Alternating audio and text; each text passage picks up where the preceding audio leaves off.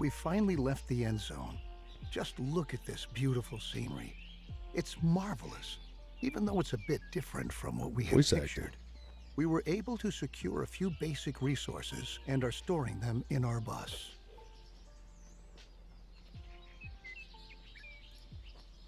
Yeah. I feel like my camera might be a little big for this. Let me just...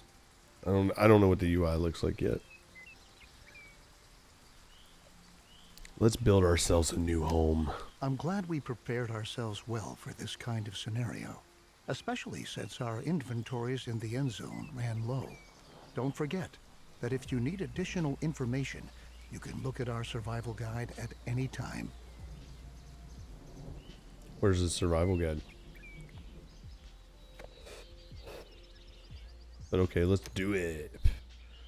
Open survival guide. Of course it would tell you where it's at. Alright, so handy. I'm sure I'll have to reference this. Well done.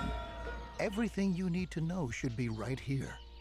I think the time has come for us to at last build ourselves a new home here. Hey, Zaydenziel, like, how's my audio? Is my music too loud? Is it over the game? Is it over me? I'm trying to keep everything kind of... Like I said, I don't use this machine very often. We have to assign the profession builder to several settlers so that they can take care of construction contracts. In general, it's your responsibility to decide which tasks are important and how our settlers are supposed to be distributed. I know my net is fluctuating all over the place.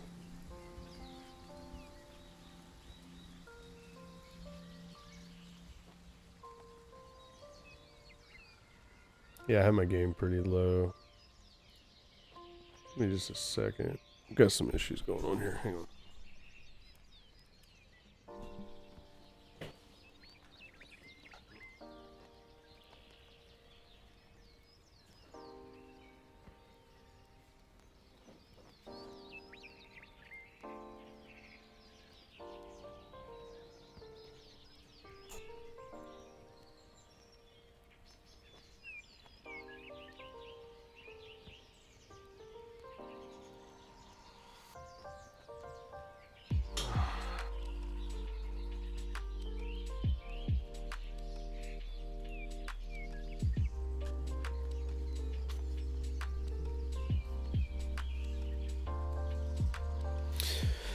Alright. What about now? Can you hear the music now? I actually gotta make a phone call.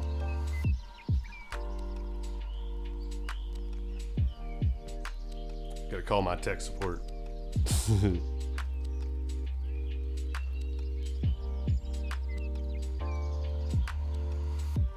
Is there a way to pause the game? It's a tutorial, I'm not too worried about it.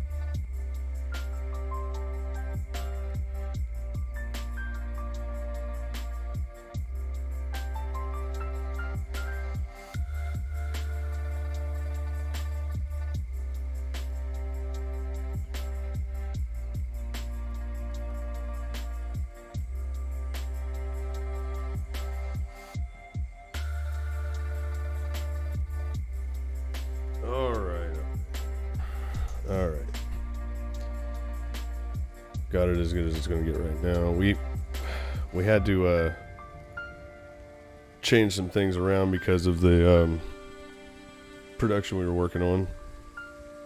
We're going through a different network rack right now, so first time I'm using it.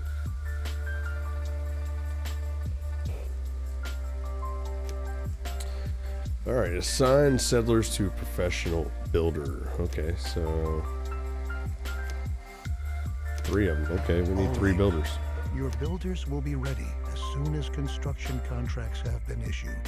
It's time to start focusing on our key and most basic need. Water. Got it. The first thing we ought to do is to establish a working water supply. So we'll move on to our first construction contract. Place and build a jetty by a lake in the vicinity of your town center. Understood. Alright. Oh, we got a lake right there. Perfect. It didn't even go through like the camera things, but I'm so glad that it uses WASDA Q&E to do everything. Alright, so a jetty. Alright, how do we rotate? R. Alright. Let's kind of get a... I mean, it's just a tutorial, so I'm just going to throw it in here. What are these? Ooh, they're deers. Deers. You know, one thing that's really cool about the English language I just learned. Well, it's cool and fucked up at the same time. For instance, if we had more than one type of deer right here, say these were whitetail and then like some other type of deer, like you could say deers and it wouldn't be improper. You're always taught that saying deers or fishes is improper, but it's not. Because you can assume there's multiple species of fish within this lake, so you can actually say fishes to account for the multiple different species that are in this lake. I didn't know that till probably a couple months ago, and I was like, boom, mind blown. The jetty was completed as planned. Now we have a place where we can collect water. There are other possibilities to gather water too, but the jetty is the simplest and most cost-effective method. Why? It's fish and deer for multiple of the same species of fish and deer. But when you have multiple species of deer and there's multiples of them, it's a double plural. We can obtain and store water from different sources. I didn't know that until recently. Like a jetty, rain collector, or well in the cistern. The cistern should always be in close proximity to a water source so that our water carriers don't have to walk too far. Look it up. It's a double plural is what they call it.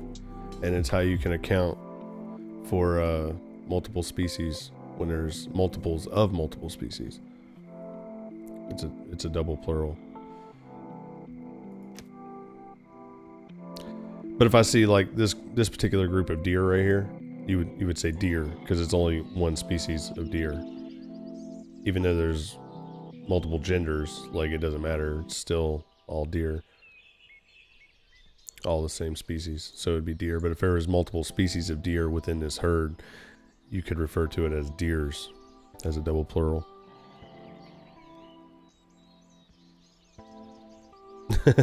Right. Alright, so we got to build a cistern. So cistern's how you store water, correct? Yeah. Let's get it over here where we can chop down this tree too, so at least get a little bit of wood. Man, I haven't broke out this playlist in a long time. I'm liking it. Liking it.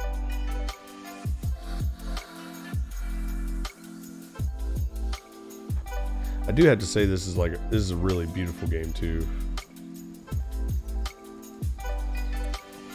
I like the whole post-apocalyptic thing, you know, like Fallout. Fallout games have always been some of my favorite games. I just love that vibe. And There was another game I played very similar to this not too long ago, and I just didn't really care for the way it was done. It was too easy, I'll say that. What's the there we go. Oh, perfect. Everything's left-hand oriented. I can't stand games that like give you speed controls that are plus and minus. It's like, who plays with their keyboard with their left hand over on the right side of their keyboard? Like, no one does that. Like, I'd say props to them for setting their default controls up to the left hand side.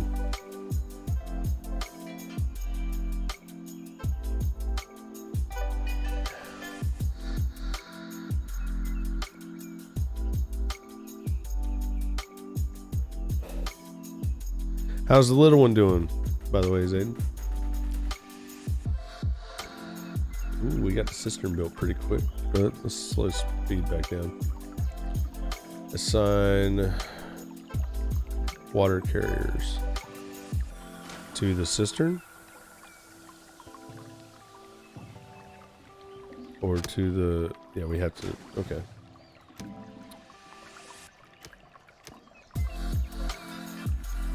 Three, yeah, water produced 100.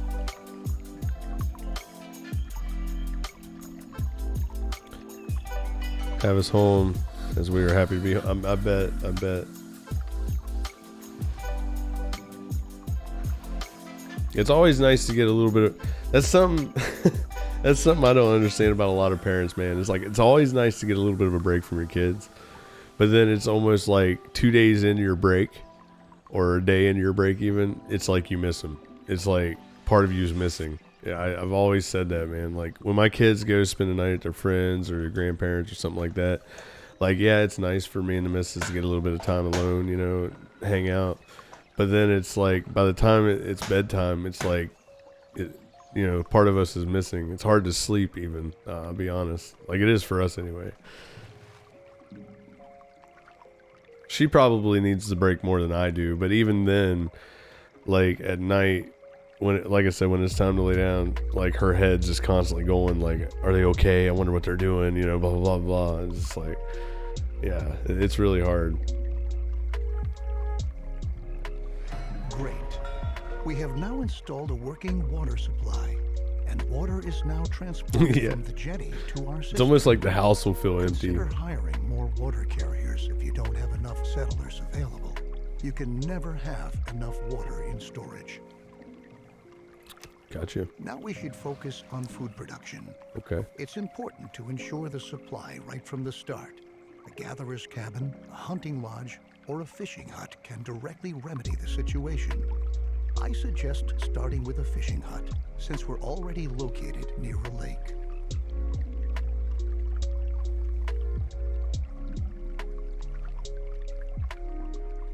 Florida was mean as fuck to you guys? Why is that?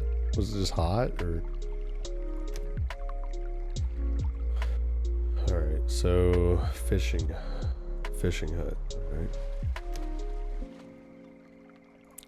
Food, fishing. So, area of effect here. I don't know if I want to put it like, I wish you could do caddy corner. That'd be kind of cool. I feel like I should leave room right there. Okay, can you do roads? Like, is that a thing?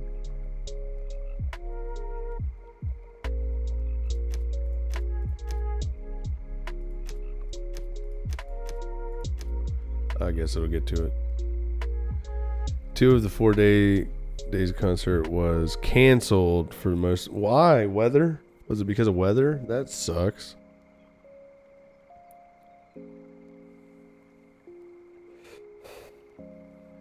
Yeah, that fucking blows, bro.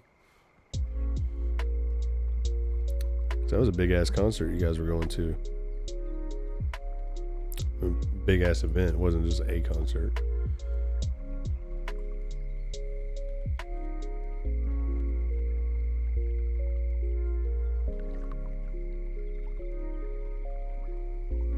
Yeah, thunderstorms.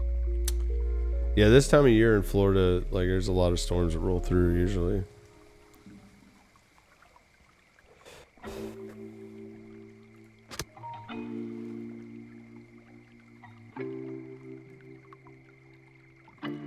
militia badge. You're not going any further. Okay. I don't know what that means, but alright. I like how these deer are just like sitting there watching him. They're just like, yeah, what's up? All good though. Still was a lot of fun. Yeah. What part of Florida was it?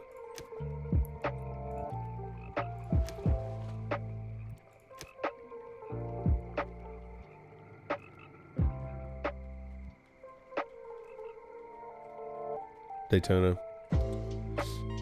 Yeah, Daytona's a fun area too. I used to live in Ocala. Well, Eustis, Ocala, they're all around that area. Ocklawaha. These guys is carrying water. Dude, I love the art style of this game. Like when you're zoomed all the way in, I mean, it still looks so fucking clean, man.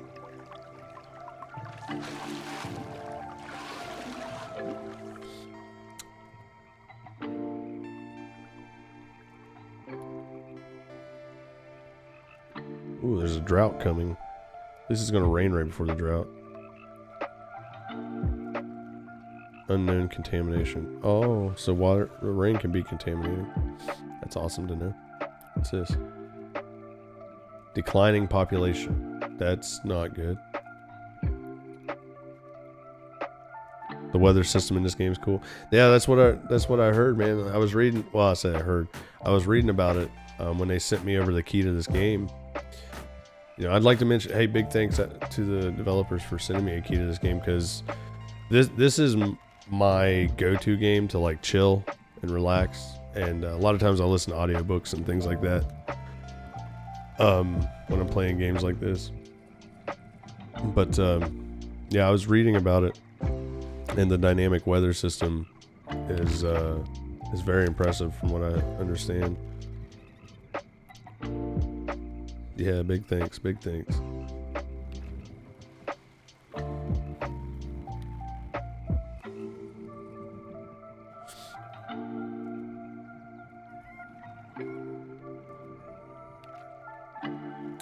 So, like seasons.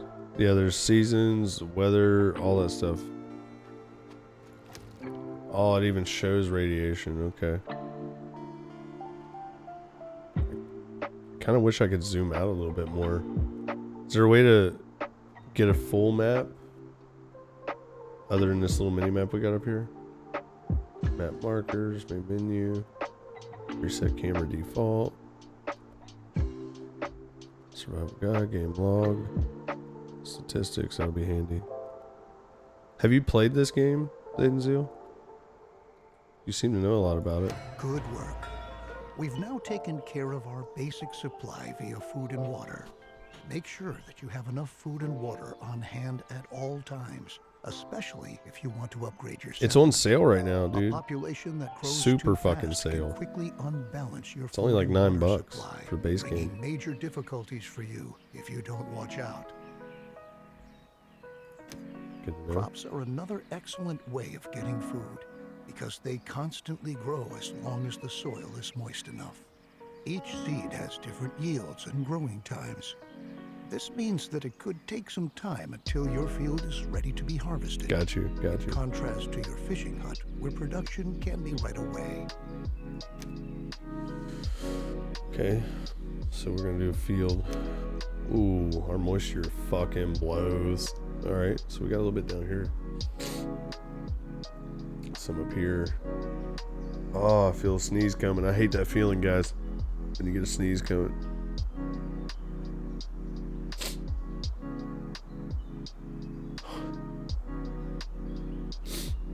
All right, I think I'm good.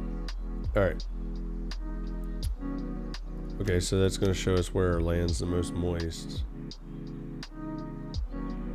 But it's really far away. I mean, does that really make a huge difference? And we do have some rain coming. I mean, this isn't super dry, I don't think. That's how you got into RimWorld? Yeah, I played RimWorld for a little while because I actually started off with that style of game playing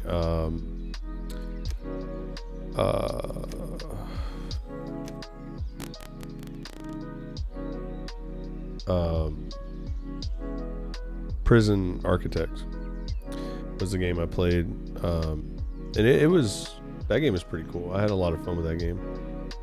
All right, over 1,000 hours. I hear you, bro.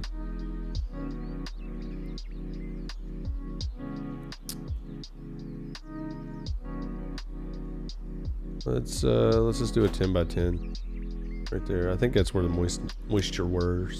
No, see, now it's drying up. How do you cancel? Can you cancel a build? Cancel construction. Yeah. Yeah, I don't want to build it that far away. But unfortunately, the ground moisture is like subsiding there, so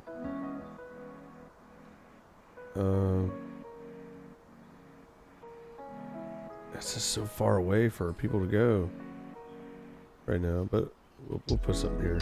We'll do a 10 by 10 here.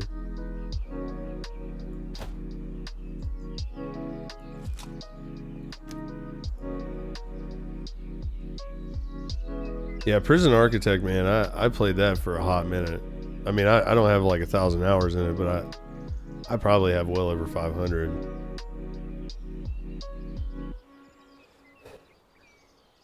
Cultivate a field, assign a settler. Okay. See, the moisture is receding there too. There's no moist ground right now. I don't know, I feel like we just need to build it closer. Like I should have went with my gut on that. I'm feeling like right here. Oh, and that's irradiated. Awesome. God, we can't catch a break, can we? All right, let's. Right there. Fuck it. Are they wearing some kind of radiation protection? Okay, so yeah, they got masks on. Good to know. Alright. Oh, so it automatically builds it. So choose seed. What do we got? We got cabbage.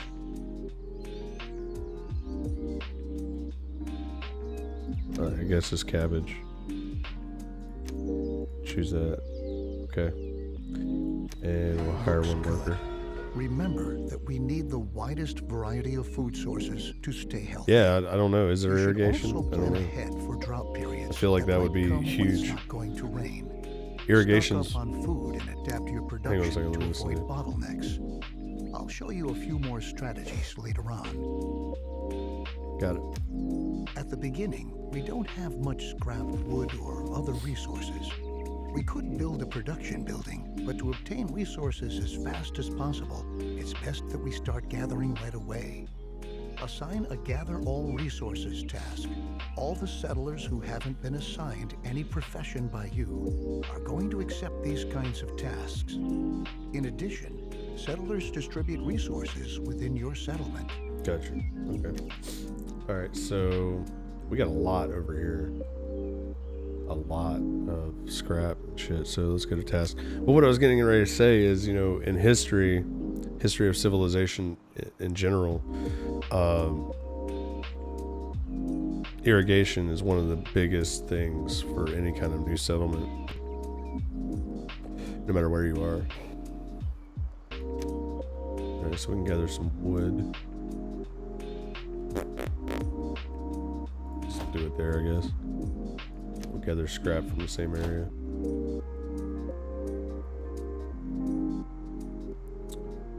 Scrap produced, wood produced. Good to know. I did not mean to take it off there. Yeah, let's leave that up for now.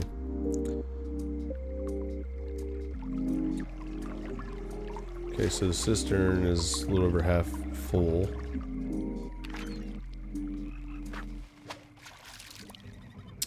Production efficiency is at 100, daytime work efficiency is 100, nighttime work efficiency is 50. Okay, good to know.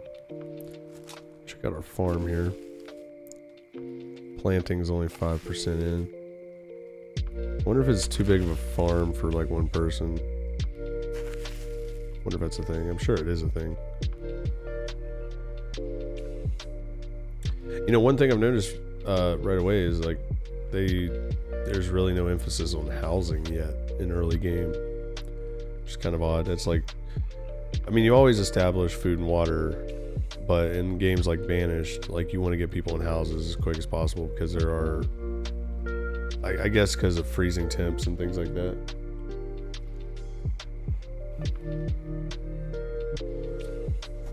Because you have like your winter months that really fuck with it. Speed things up.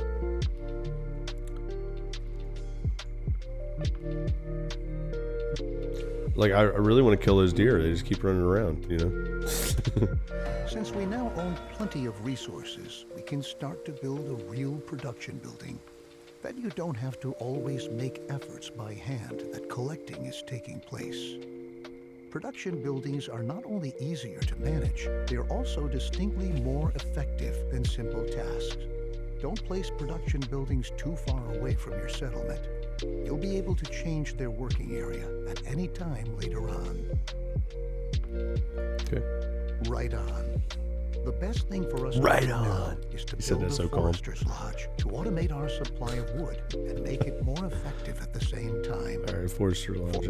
That's pretty self-explanatory. All right, so I like how it puts these little burning barrels like in the work areas that you, or the task areas you delegate out. That's pretty cool little feature. Just little things like that to me really make a game. I mean, it may seem so simple, but like it's great. All right, so Forester's Lodge. Let's see. Wow, what a workspace. All right. Wonder if they can plant trees as well. I mean, that, I feel like that could be important. Let's put it right about there. I really feel like there should be roads. Logistics, okay. Dirt road. Is there a cost? Does it cost anything? It won't let me build it because I'm in tutorial anyway. Because I know road speeds people up, so let's just speed things up here.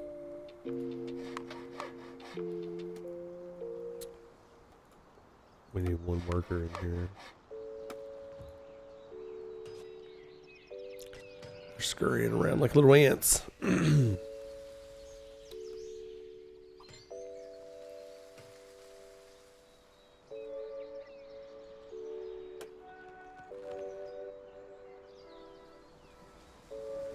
Oh, there we go. We got some rain. Let's slow that down. I want to... Oh, okay. The rain did not hit our field, though. Great. Thank you for that, rain.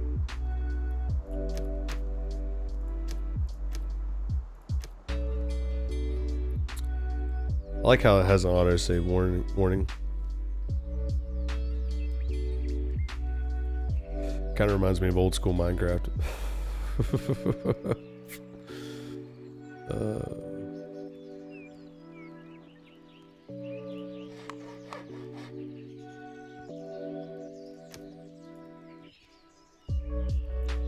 We got boar? Is that boar?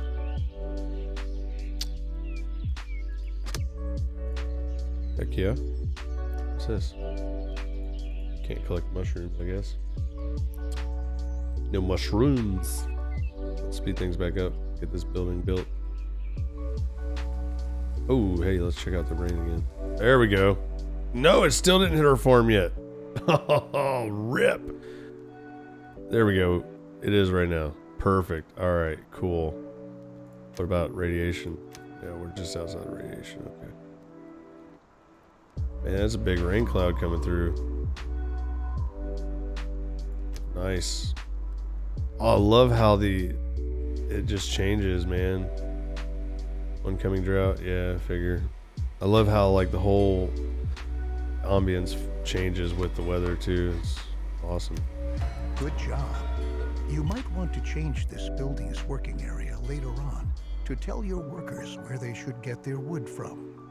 Sounds good. And for your information, if you want, you can also tell your Forester's Lodge that they only ought to attend to reforesting an area in order to create a lush, green forest which generations to come can use. Yeah, I was wondering about that, if they could plant areas as well. Take my bracelet watch off. It's bugging me. I keep hitting the edge of the desk. Understood. Very good. Now we ought to take care of collecting scrap.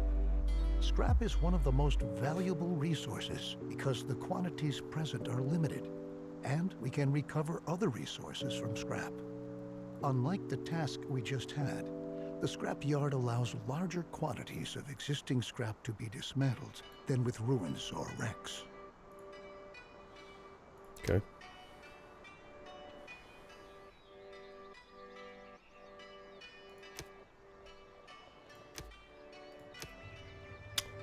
Okay, oh, that's a pretty cool looking building. So I'm assuming we can change our work area with it too, but I still want to keep it kind of close. Let's put it right there.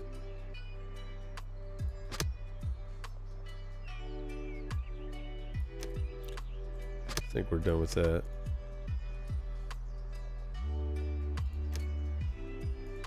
Let's speed things up. I like how we're all just living out of a bus. Damn hippies. Oh my, that was quick.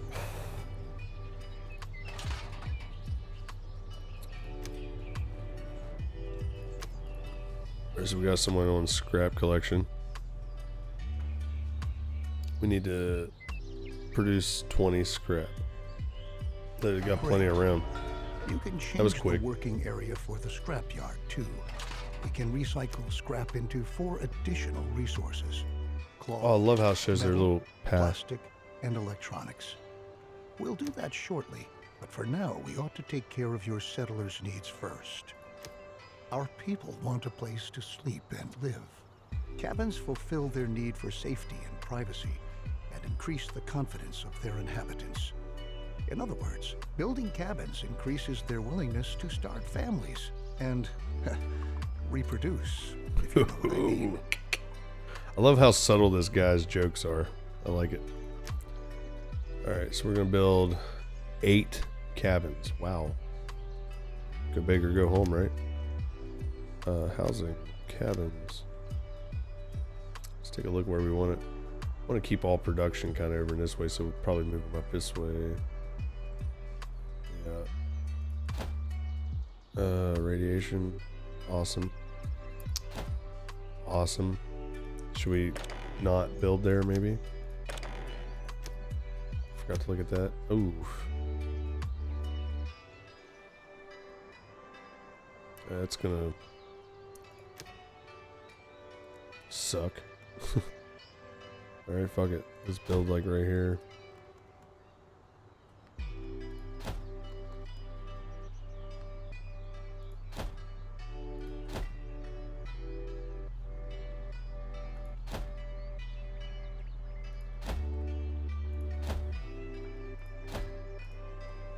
Alright. Speed things up and get that going.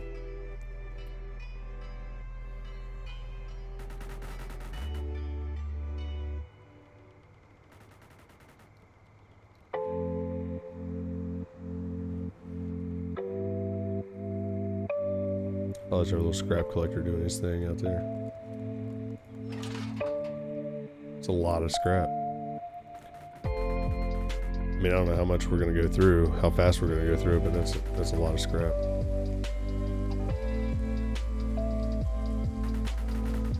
Besides cabins, you could also provide sturdy houses and shelters as housing. Sturdy houses withstand sandstorms better and have an increased storage capacity to boot. Children living in houses gradually fill up the house's stockpiles. Settlers do not reproduce in a shelter because they lack privacy. Okay, good to know. Okay, so shelters, I'm assuming, are like the longhouses in Banished. Let's return from our excursion into housing and refocus on scrap. With the help of a recycler or refinery, scrap can be sorted into 4 different resources. A recycler always takes scrap apart, one resource at a time. while a refinery automatically produces all 4 resources.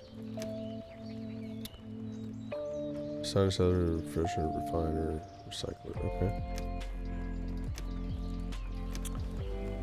Recycler.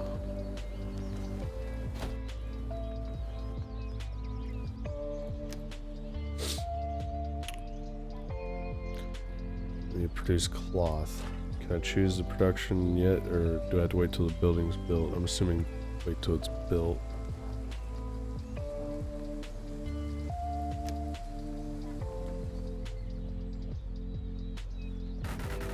Hello, everyone. Hello, Troll Brand. What up, brother? Hello. What's up, wrong guy? Hello. Yellow. What No. This is weird. It is weird. Alright, we're already on cloth.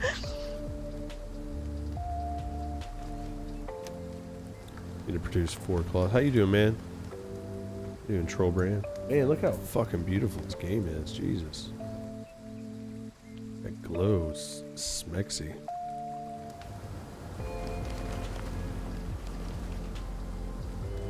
Red alert? No. No, it's called Endzone, A World Apart. Oh, we're full in the cistern. So I feel like we could probably take some workers off of that. For now.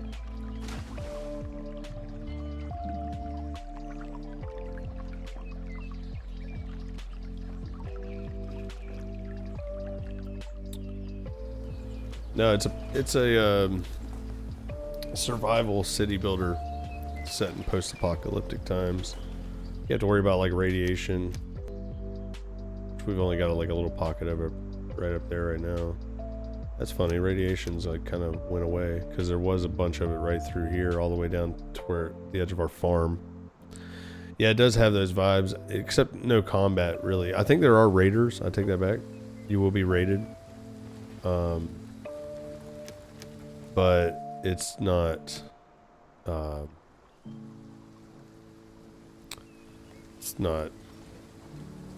RTS by any means.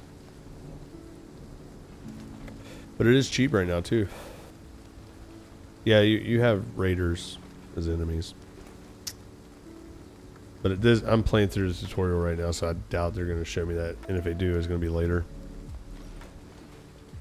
You can instruct your recycler to produce a different resource at a time.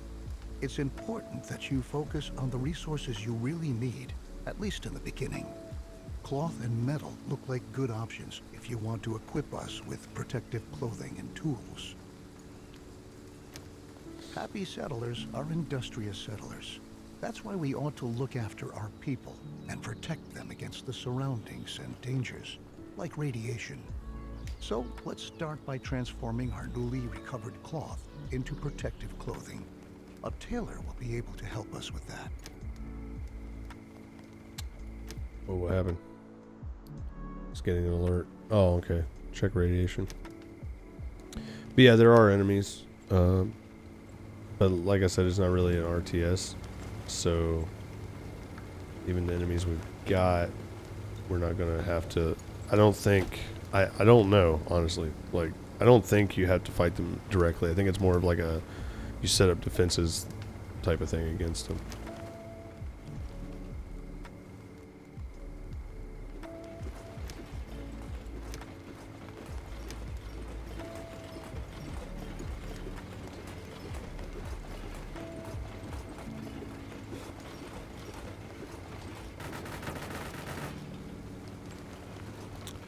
Produce neck scarves. Okay, we've already got it queued up. So neck scarves require 2 cloth, and they produce 2. So 1 cloth per neck scarf. Neck scarf, I do know that it protects against level 1 radiation, which we have none in the immediate area. But it's level 1 is the green area, level 2 or medium is this color right here, and then high would be red. And what's really cool is you can actually change those colors. You can completely customize that to in the options. I don't know if you can do it while you're in game or not. Let's check it out real quick. I did see that earlier in the options. Game, yeah, down here at the bottom. You can actually change the colors. There's different color schemes. I'm assuming for like colorblind mode, things like that. But yeah, this the developers gifted me a copy of this key and paid me to do a review of it because their latest DLC has dropped over here. You see it, Distant Places, and supposed to add like in-game stuff where you can, you know, explore faraway places, and you actually get to control your people, things like that during the event. Yeah, it's pretty cool. This, like I was saying earlier to Zaneziel, this is like kind of my go-to game to like chill and listen to audiobooks and things like that. Especially after the past couple weeks I've had. Definitely need something to chill.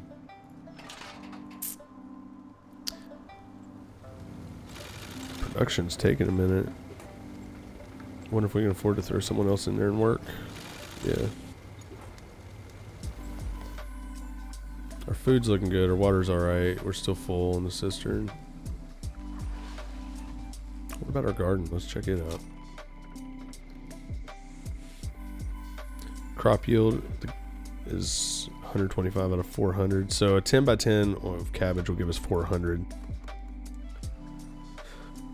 Yeah, this game looks beautiful though. That's something I can definitely say for it. And something else I was talking about earlier is it has a very dynamic weather system, which a lot of games like this don't.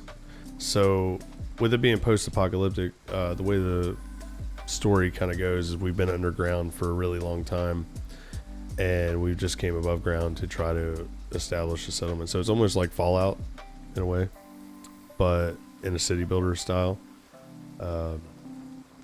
But the dynamic weather system, like if you look at this, these dashed lines that you see here in the blue are actually clouds. That's cloud cover.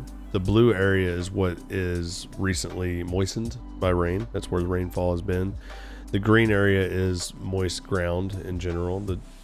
The brown area is dry ground. I don't think, by the looks of it, it's been pretty wet, so I don't think we have any super dry areas, but we do have a drought coming, so we'll probably see that. If you look down here at the bottom, we have a drought in the next season. We're at season 7. It's getting ready to turn into season 8, and we will have a drought, but luckily we've had a lot of moisture, so shouldn't have an issue there. And then also radiation will expand. Sometimes the rain will be irradiated, and it can also, from what I understand, it can also contaminate your water supply. So those are other things you got to look into, is filtering that. And but the dynamic weather is a huge thing in this game. Man, it's taken them a long time to create these scarves though.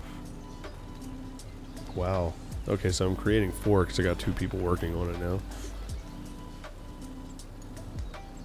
See how our forester's going over here.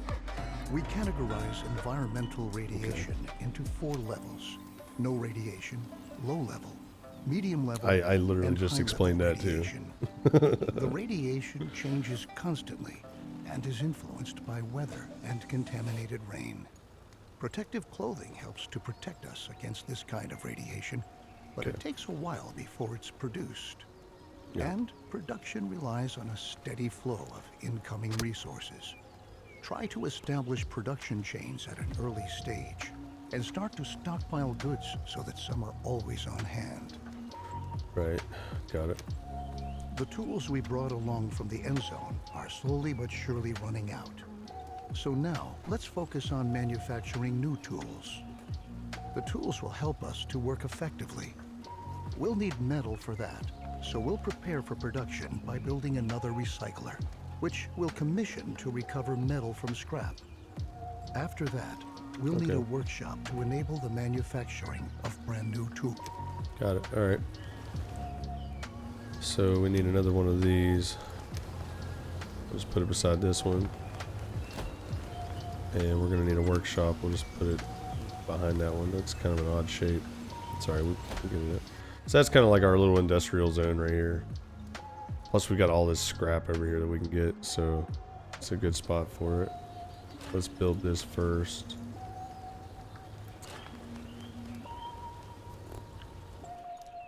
And we're going to need someone there. I feel like we can bring our workers or our builders down. Let's speed things up. So Trollbrand, how was work today, man? It's kind of a light day, wasn't it?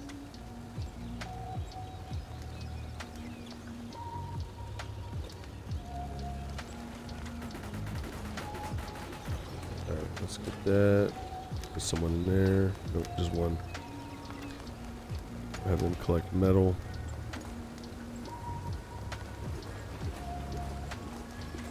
What's going on here?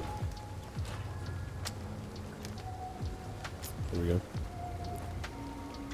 Oh, he was off. Nice. Man, you always get... You're always off, man. Do you ever work? Do you ever work?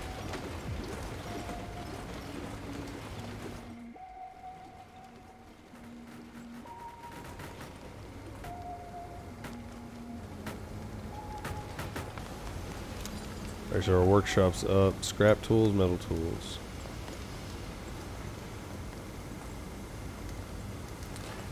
They're producing metal, so I feel like we should go with metal tools.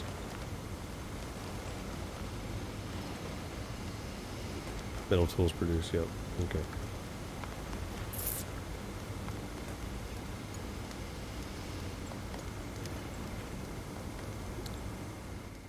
Alright, so that's probably going to take a minute. You try not to. I feel that. I really do feel that. I'm going to let this run for a minute. I'm going to go grab some more coffee. I'll be right back.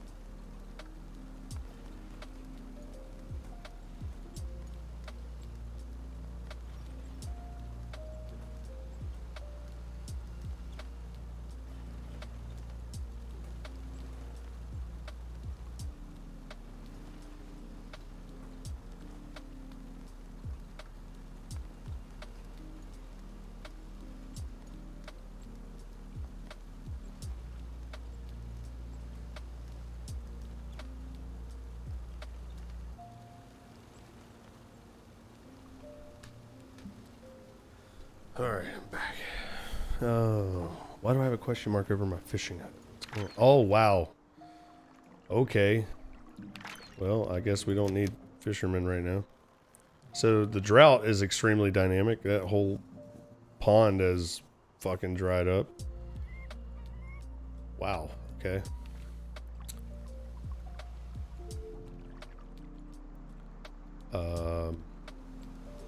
Wow. That's something different. All the lakes have dried up. Yeah, I would say that's pretty dynamic. I got some cookies while I was in there.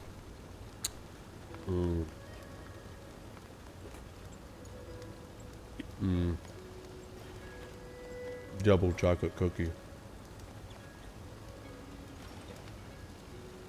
It's amazing.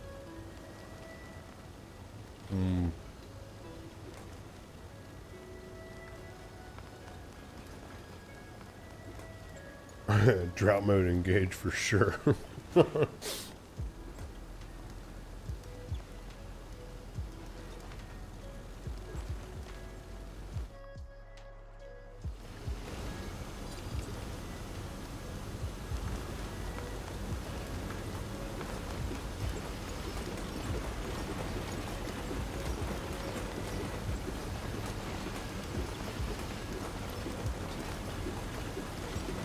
Oh, wow.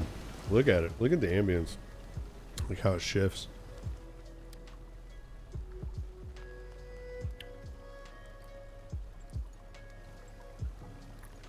About Jackass? Vader, is that what you're talking about? About Jackass 4.5? Yeah.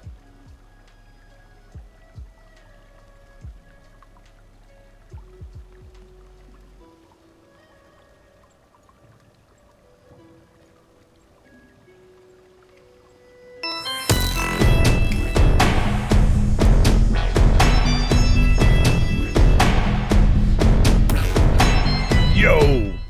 Troll brand. Give me some of Bezos' money. Appreciate it, brother.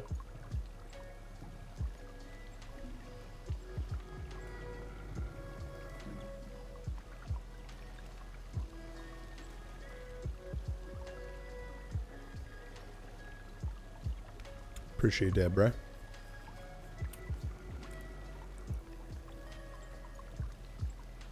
Out of all the wonderful things you can do with your Twitch Prime account, you chose to drop it here. I appreciate that.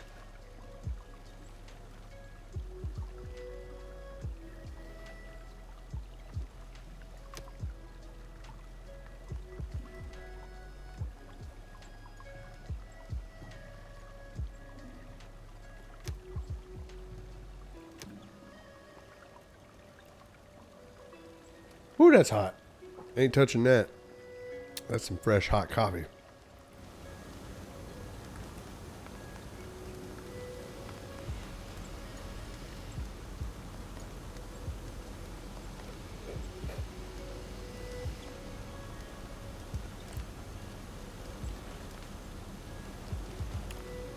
Roller champions?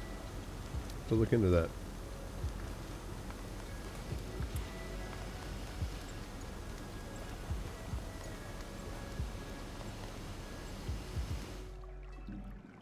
Wow. And they don't fuck around on the droughts, man. Ulti is awesome, isn't it, bro? Like, it's fucking legit, bro. I ordered my big can of it. I like the lemon one the best, though. Did you put ice in it? Because that makes a huge difference, too.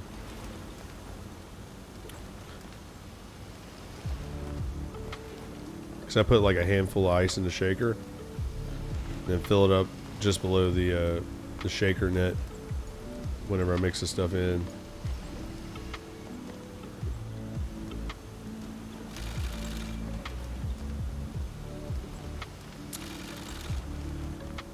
Alright, so we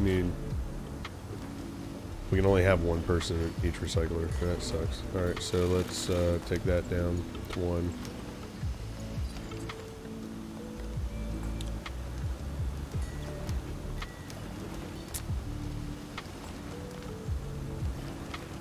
Yeah. Yeah, it's really, really good cold. Like, it tastes so fucking good. That's no joke. Yeah, if you guys didn't know, you should. Boom. Oh, this should not be there. It actually should be way down here like this. You guys didn't know. Now you do. Type !! Ulti in chat. We are an official partner of Ulti Energy. Get your 10% discount by using code Jester at checkout or click the link.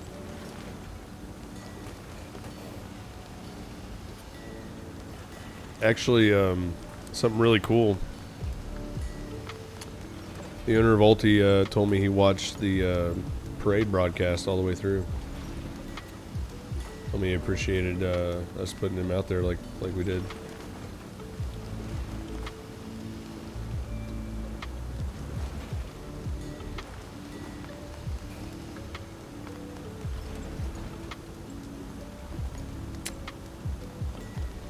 But yeah, I have, I'm ordering, or I did order the lemon drop full can.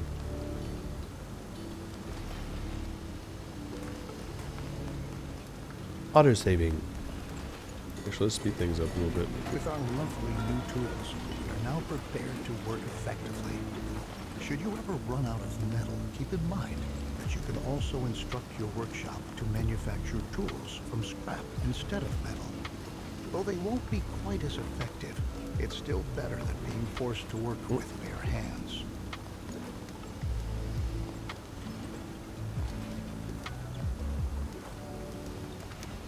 Down in the Endzone, we had sufficient time and resources to educate ourselves properly. But our children don't have this luxury. We ought to build a school and pass on what we've learned. As a result, they will be able to survive and work better and more effectively. I'm just going through the tutorial right now as a reason slow paced, and I've got it going on ×1 speed, but I don't want to miss something.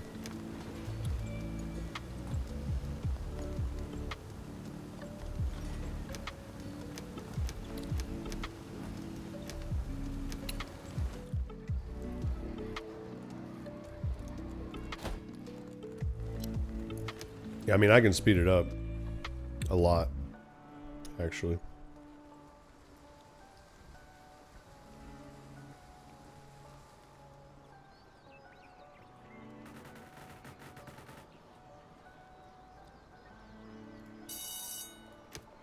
Perfect. Besides the fact that educated children work more effectively, we'll also teach them to be more careful with their protective clothing and tools. This, in turn, leads to them staying intact longer, and we conserve valuable resources. Got it. Now that our population is starting to grow, we ought to again turn our attention to the topic of food production. We are already accumulating fish and tilling our fields. A gatherer's cabin will now enable us to gather mushrooms and berries from the forest nearby. So you can gather, okay. Because I saw mushrooms in the forest. Like you can kind of see them in the grass right here. I was wondering if there's a way to get them.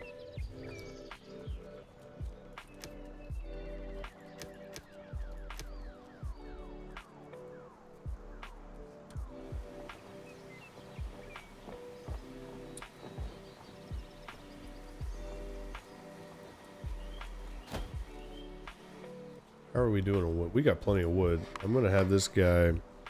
Supposedly there's a way to reforest. Okay. I'm just going to have him reforest the area. For now. Till we get back down to like 300. If I can remember to keep an eye on it. Gatherers. Let's put a couple in gathering. Oh, it did ask me to put a couple in gathering. That's funny. Berries produced, mushrooms produced, 20 and 20. Reward, we get mushrooms and more berries. Okay. I like this reward system. Alright, let's take a look at radiation. See how it's doing. It's nothing in our area. That's good. We got a lot of moisture going through. A lot of clouds coming. Our little farm plot is very well moistened.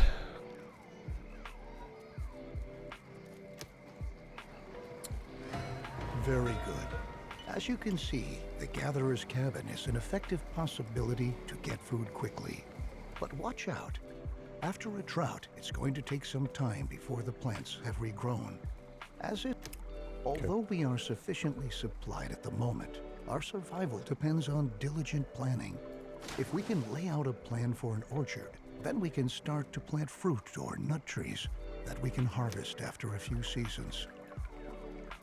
Alright, so orchards. Gotcha. I wondered when they were going to come into play. Let's put it, no. Let's put it right here beside this. We'll do another 10 by 10 orchard now. Choose the seed. What do we got? Plums? We'll grow some plums. No, I didn't. What, Vader? Oh, no, you didn't lose last night? The orchard has been laid out, and the trees are already beginning to grow. Similar to crops for farming, trees need some time until they are fully grown. But once they have grown, they can be harvested again and again until they have to be newly planted. Our gatherer's cabin gathers food from the surrounding forests. However, there are any number of other plants there which we can use as well. These plants can be gathered by an herbal hut. The herbs gathered there can be consumed by settlers to replenish their health. Okay. Herbalist hut. Wrong thing. There we go. Where is that at? Okay, resources, herbalist hut. Wow, there's lots of herbs here. Put it right there. I feel like putting it right next to the forester's lodge where he can reforest the area, which I believe would in turn like promote the growth of herbs in the area. Glorious herbs.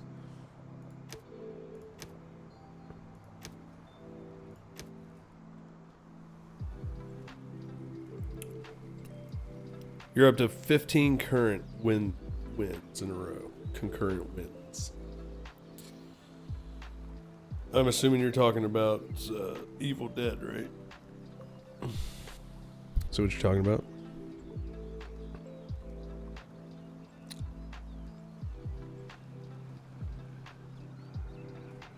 That is correct. Yep.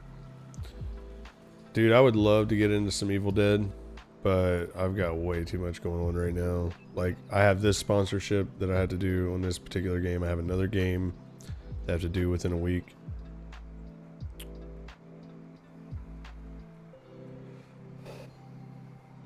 Plus, we have some other productions getting ready to come up.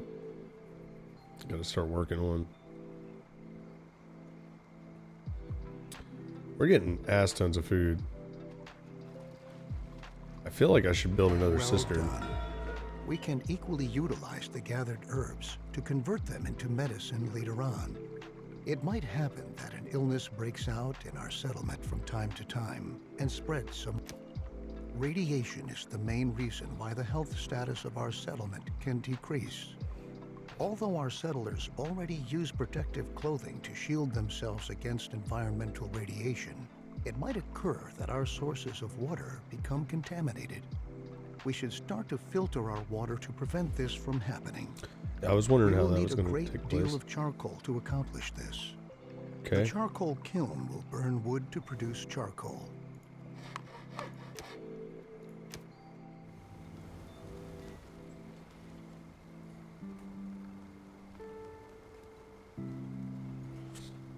I feel that. Charcoal kiln. I feel like we should still keep that in our industrial area here. I feel like it's probably going to put off some pollution. I don't know if pollution's a thing in this game or not. No. OCD just kicked in. Can't have that. Gotta tuck it in there. Gotta tuck it. It's a really great game, I will say that. There are a few bugs, and I've ran into cheaters as well. But all in all, it's a great game. Yeah. Anytime you have any kind of like competitive playing, like you're gonna have cheaters. Sad as that is.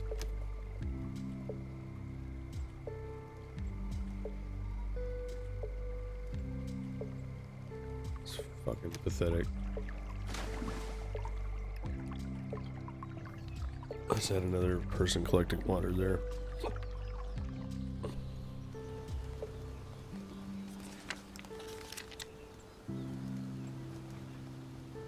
Have you watched the show any? It's a great show, man. You should totally watch it.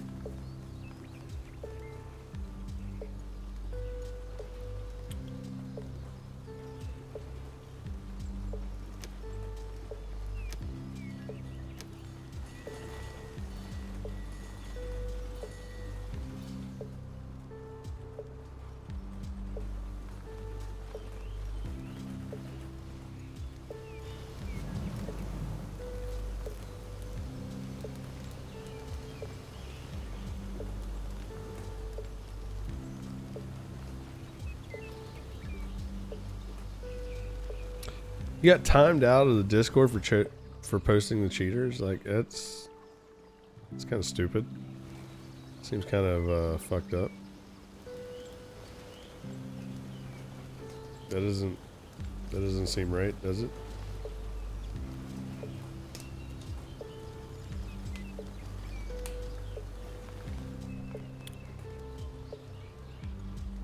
Yeah, something doesn't seem right about that, Bray.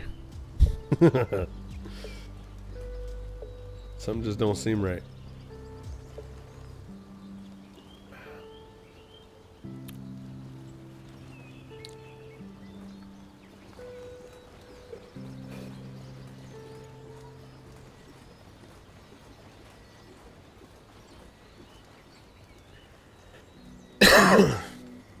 Yeah, it's kind of fucked up.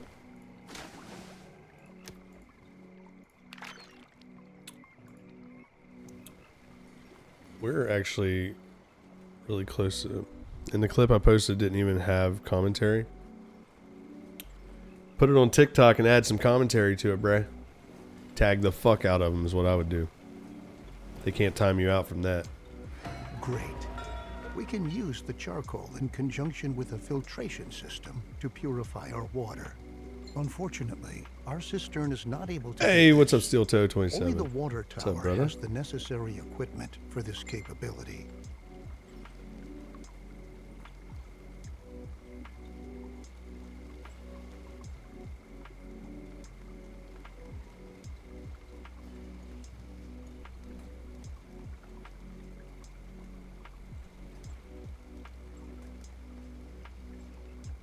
How you doing, man?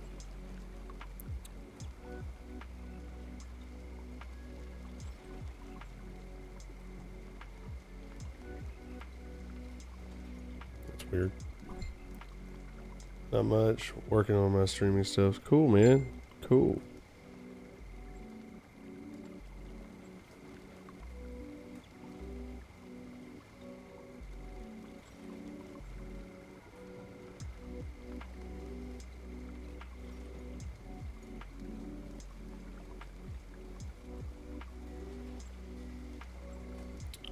Cool. Oh, what was I doing? Alright. Water tower. It would be a disgrace if we had to demolish our trusted cistern just to erect a water tower in its place. What we ought to do instead is upgrade the cistern itself. A water tower can store much more water and provides workplaces for a lot more water carriers than our old cistern.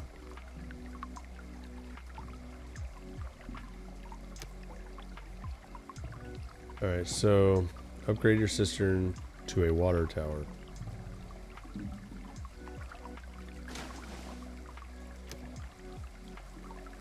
Alright.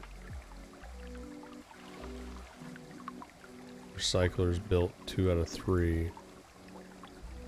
Why do I need another recycler? That's these, right? All for plastic, I would assume.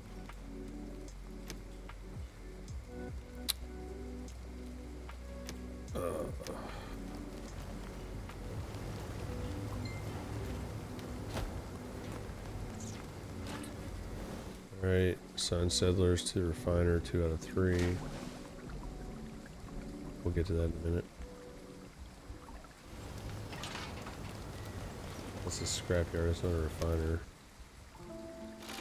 It's tailor shop, workshop, charcoal, scrapyard. Do I even have a refiner?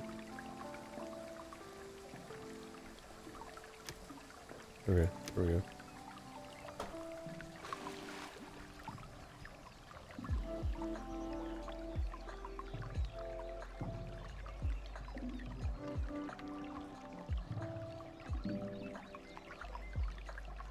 Let's speed things up. How long does it take to upgrade this fucking thing? Or is it upgrading? I thought I upgraded it. Upgrade. It would be a disgrace if we had to demolish our trusted cistern just to erect a water tower in its place. What we ought to do instead is upgrade the cistern itself. I see the upgrade A water icon. tower can store much more water and provide... Gotcha. That's slow as fuck. Jeez. It's like stuck at 18%. Oh, I know why. Let's get some more builders in here. But you'd think I would speed it up. Unless I'm needing plastic.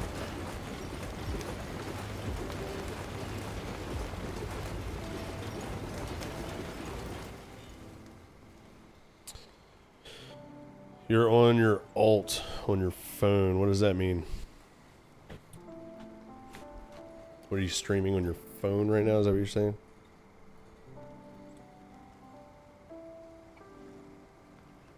Ooh. Is that the water tower? Wow. Let's turn the filter on, huh?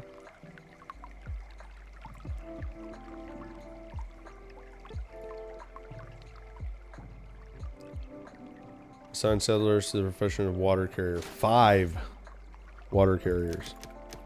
Our new water tower is up and ready for action. Good work. Filtering the water is an important next step because clean drinking water is a key mainstay of any stable society. Yeah, obviously. Let's begin with filtering. To save on charcoal, we ought to ensure that at least a little bit of water not contaminated by radiation is being stored in our water tower. Water gained from a well is never contaminated by radiation, so it suggests itself for that purpose. Then we can use the remaining charcoal to produce better protective clothing. Okay.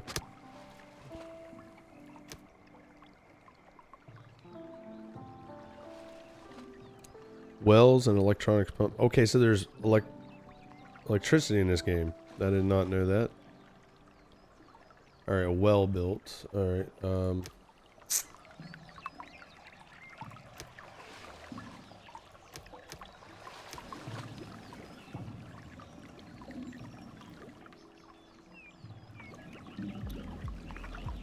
feel like that's as good a place as any, right? I like how you can upgrade the building though. Like I said, instead of like destroying the cistern and losing all your water supply, you can actually just upgrade it to the water tower. That's pretty cool. Alright, assign settlers to the profession of well keepers 1. Alright. We can do that right here. Activate the filter on the water tower. We can do that. Instruct tailor shop to produce active carbon masks. Yeah, okay, so if you guys didn't see this before, this guy's actually wearing an active carbon mask right now. I'd have to find someone that's just wearing a cloth mask. There you go. There's what the cloth masks look like.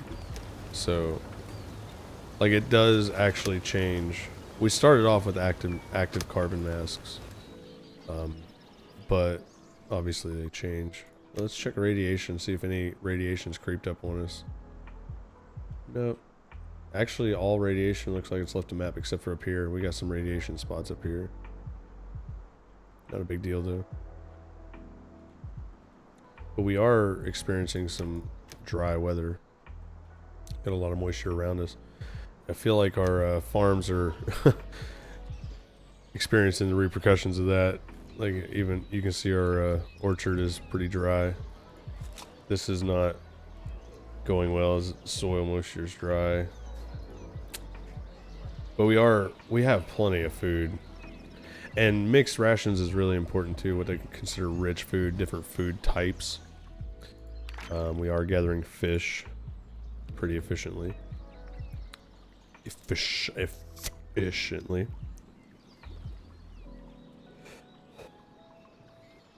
If you guys are interested in this game, I know you guys have probably seen it in chat rolling through there. Endzone World Apart. It's actually on sale right now. It's only like a little over $9 for the base game right now.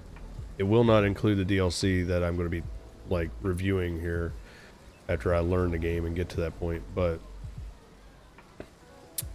base game is only $9, so you can do everything I'm doing right now.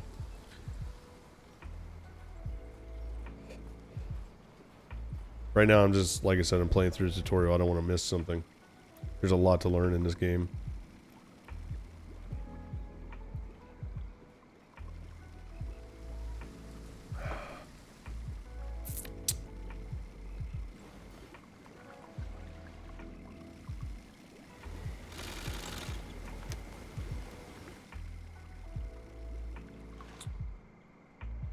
A lot of scrap areas. Good work. We are continuously taking steps towards being better and better equipped. Hang on just a to be second. able to survive in this hostile environment. Filtered water is a precious asset. And later on, we can even use it to irrigate our fields. I was wondering about Let's not irrigation. get ahead of ourselves. Yeah. How do you win this game? Right now I'm actually in tutorial, so I guess as soon as I finish the tutorial I win. Then there's survival mode, which is kind of like endless. Even though you can still like utilize the expansions like the one I'm supposed to be reviewing. So I'll probably play survival mode, but then they also have scenarios, which I haven't really looked in yet either, but I'm guessing they have like their own little in-game and story to them. I saw that this looks cool and saw what was about kind of game up my alley. What I like playing. Yeah, man, this is like my chill kind of game, bro. Become a hazard for our settlers due to radiation. Our food can too. We ought to erect a decontamination post to prevent settlers from eating meals that are contaminated with radiation. Okay. Yeah, Trollbrand. I honestly I don't know too much about it yet. Like I'm learning right now. I'm literally playing through the tutorial. Decontamination place. Okay.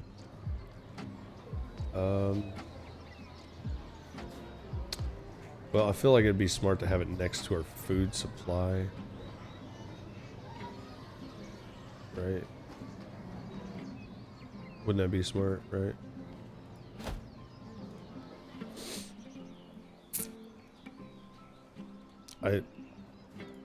I do not like not having roads, but the tutorial will not let me put roads right now. It's like it's kind of like my OCD is kicking in. Like it won't, like they're right here. And I could do it, but it's grayed out and won't let me do it. My OCD is like destroying my mind right now. Very good. The decontamination post is Because our health did drop. I noticed our health dropped up here. Low level health increases. Disease breaks out. In order to purify the food that has been affected by radiation. But look at that just that picture quality, bro. Like that.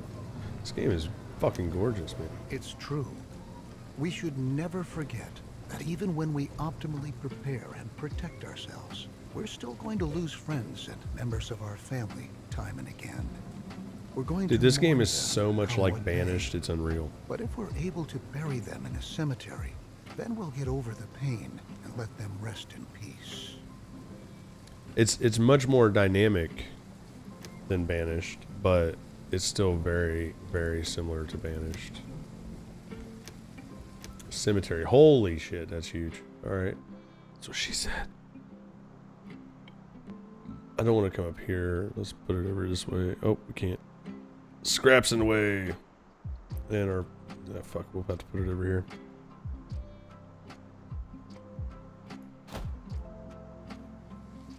Oh, what a nice looking cemetery. Okay. Assign a mortician. Dude, that's another game I can't I cannot wait to have more of, is the Mortuary's Assistant. I don't know if you guys remember me playing that one. That game scared the fuck out of me. I can't wait for that one to come back out for full release. We are officially full in water. Or almost full in water. Because we do have a well now. That's pretty badass. We've had a lot of water collectors moving some water. I can't wait to see like the power, like energy and shit, like electricity. Let's get some more builders working on that. But yeah, this is the type of game where I turn on like an audiobook and just like chill. And I'll tell you guys what, the audiobook I've been listening to lately is The Pale Horse. If you guys never heard of that, and you're interested in just opening your eyes to the way the world really works, that one's an eye-opener for sure. It's an 11-hour audiobook, and I'm about 5 hours in. And I was actually going to listen to it on stream today, but I felt like I would be a little distracting, you know, with chat and trying to learn a new game and everything. But it's fucking awesome. Great book. If you guys haven't read it, I strongly suggest it. Yeah, it is long, but I mean, it's a big book. I mean, it covers a lot of shit. And it's an audiobook. Like, I'm sure some people could read it a lot faster than 11 hours, but, you know, when someone's reading it out loud to you, it's a little bit slower pace. But it's been good so far. I listen to it when I'm on route a lot, too.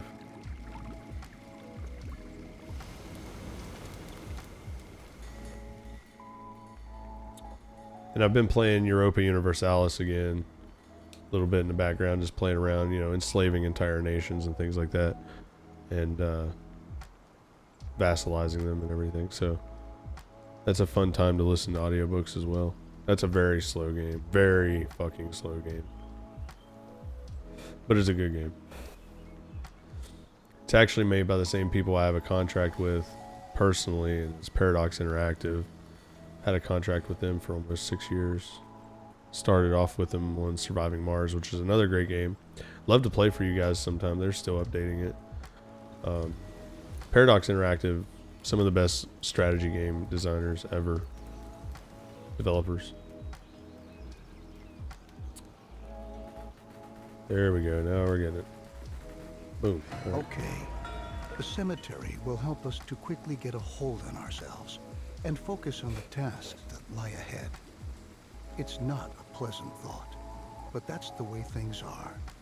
At the very least, we're pioneers, Like, aren't we? I love Maybe this we'll voice acting, distract ourselves but this dude's so slow, and like, you missed out on it, Troll Band. He has some really subtle jokes, some really subtle perverted jokes that were pretty funny, but just to hear him say it in his slow voice acting it makes it even funnier. Not gonna lie. We can erect a number of buildings to increase confidence in our settlement, including, for example, a campfire. We or a can't pub. store any more food. In this situation, however, our best option would probably be to upgrade our town center. Settlers can visit the new town center, and by doing so, increase their confidence for a while. Got it. Actually already on it. It's upgrading now.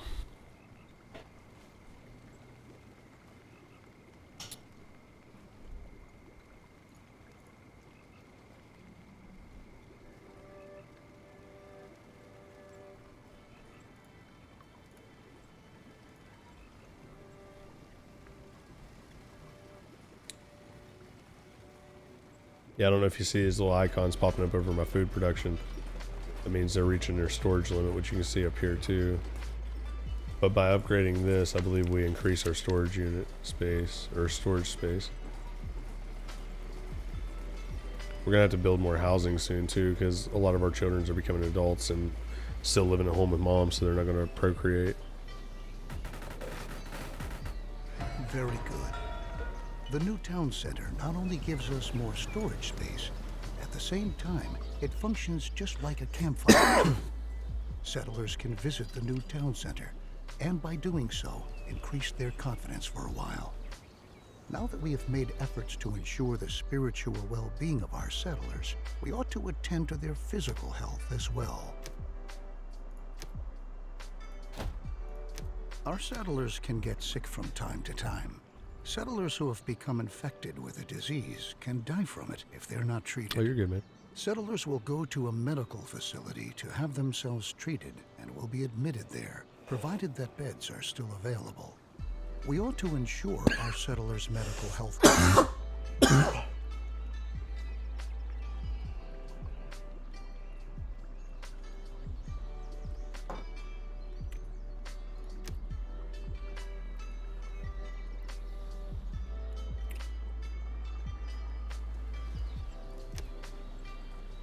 Medical facility. Wow, that's fucking big. That's what she said. These buildings are pretty large.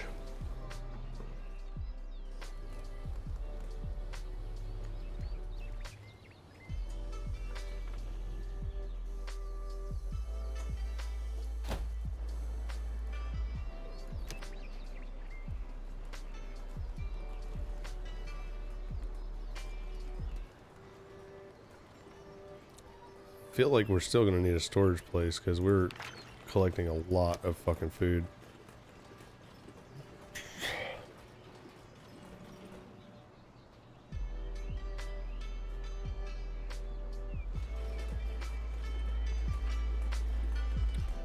A lot of food.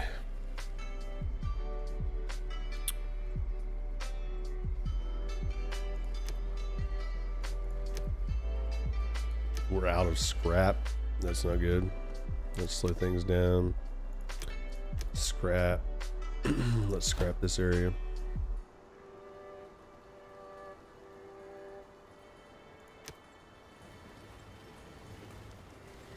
We're out of metal.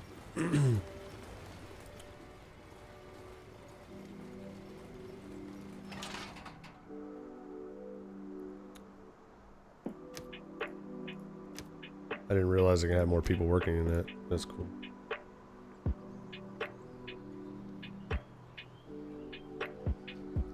One thing I do like about the tutorial is it's kind of slow paced, but I can see real quick where the bottlenecks are going to form.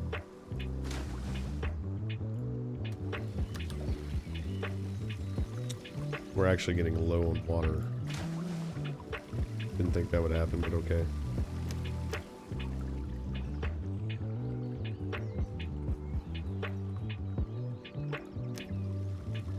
With this step, we have ensured the survival of the settlement for a while. Very good work. Since more and more children... While cabins are a good way to get settlers to start a family, they only provide limited space. This can quickly lead to people having to live on the street. Allow me to suggest to you that cabins be provided only in a very targeted manner in order to control the population growth of your settlement. Okay. Nothing is...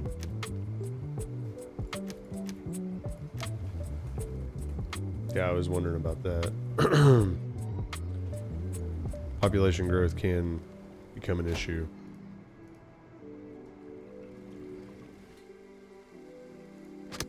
Did pretty good on wood right there.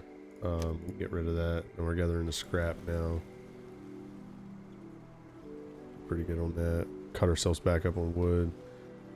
I mean, we do only have like one guy over here working in this area. He's got a lot of ground to cover. Very good. Remember that when children grow up, they're going to leave their parents' house and look around for a new place to live. It might happen that they don't find any home at all. We ought to build a shelter to be able to provide all inhabitants with a roof over their heads. I've already pointed out to you that it could become very dangerous if we were to run out of food at some point. Since a lot of people are going to be living in the new shelter, we ought to provide them with access to food in their vicinity. A hunting lodge can look for wildlife in the surrounding area to bring a little meat to the menu. Okay, good to know. Hunter's Lodge.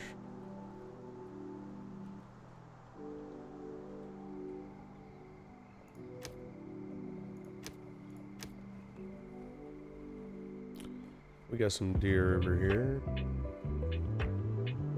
Lots over in this area though. Let's build a hunting lodge over this way.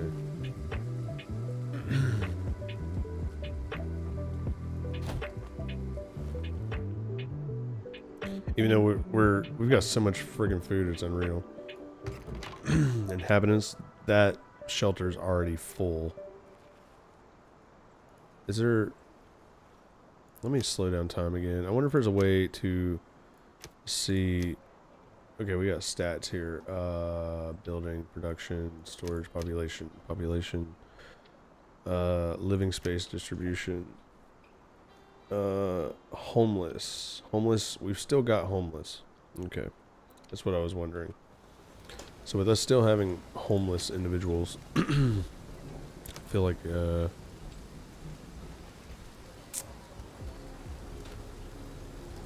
like I still want to build some more houses here.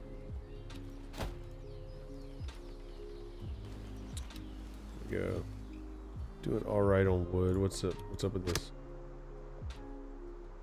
Needs ruins. Okay, so this is done. They've scrapped everything they can there.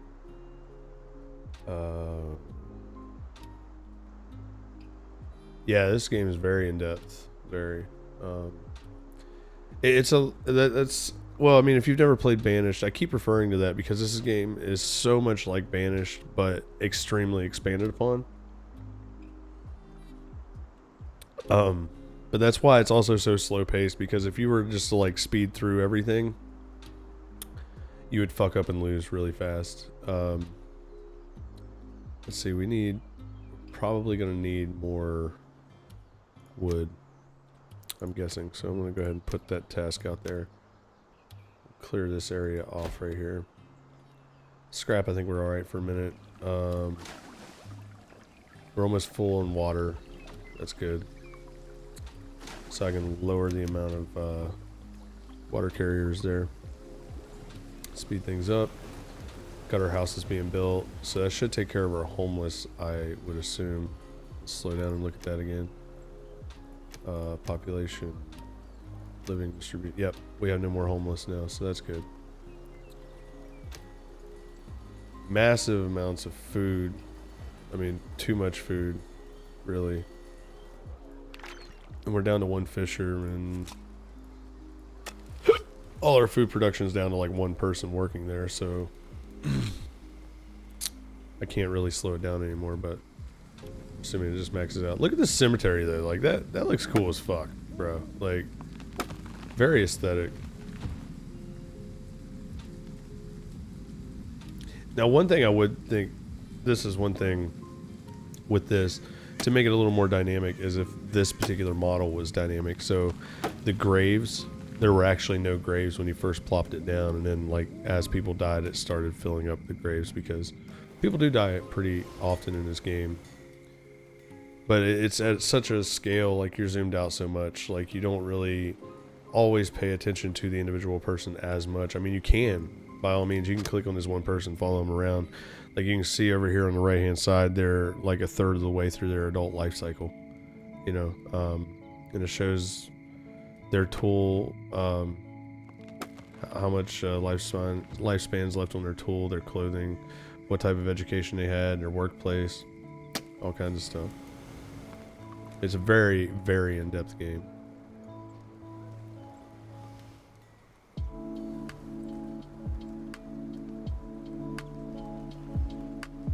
I do want to do something though. I did notice that his voice was a little low for me.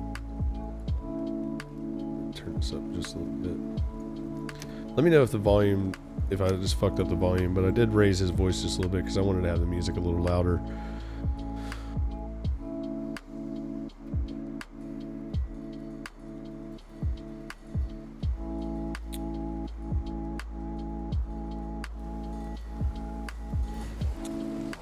What's this? Storage is full. Can I build a storage building? Is that a thing?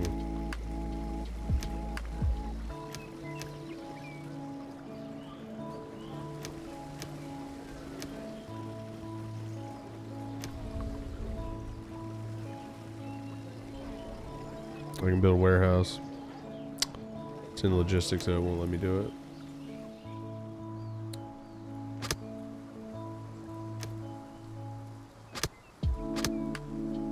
Got us a nice little area cleared out down here though to build in. Let's see.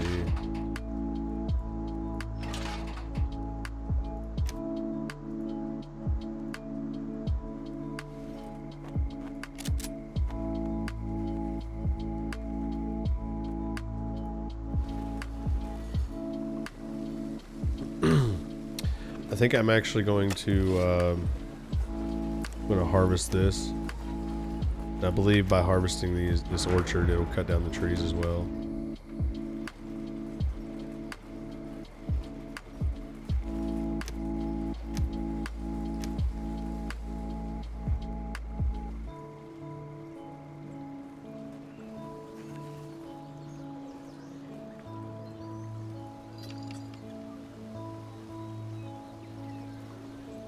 Yeah, we're completely out of storage. I don't think I can upgrade this anymore either.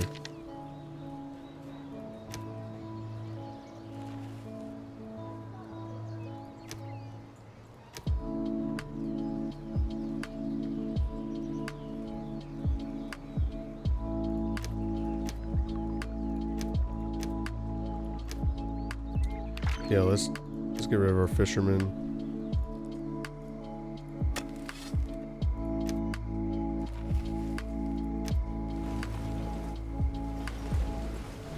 We're just not needing that much food right now, and we've got ass tons of it. Perfect. The hunting lodge equally provides us directly with food. Good to know. However, wild animals can not only be shot, they can be captured too. When a wild animal has been captured, it can be brought to a pasture and served there as livestock.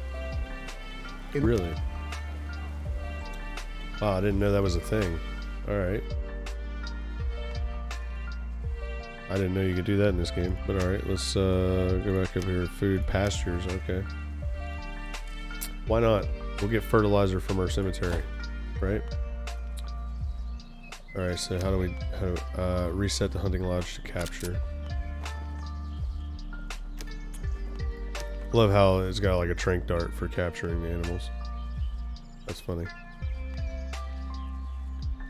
Our health is steadily dropping though. I've noticed that.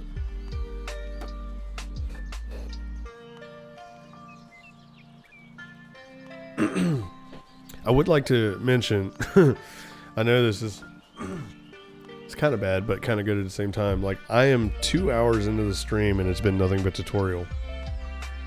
That tells you how in-depth this game is. But I will say this, they've got a super clean tutorial. They've took their time with this tutorial and they've done a good job. Easy to follow. Great tutorial.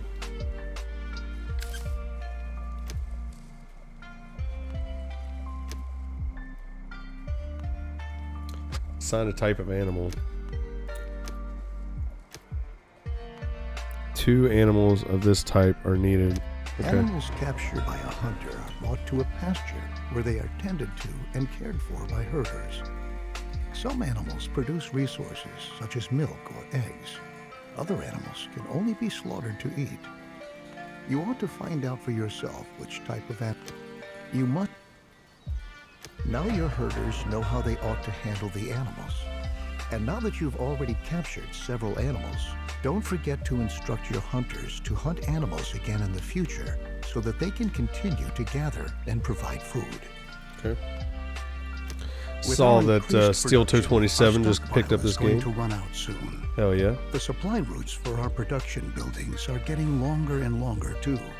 To tackle these problems, you ought to build a temporary storeroom. Thank you. And have roads laid out.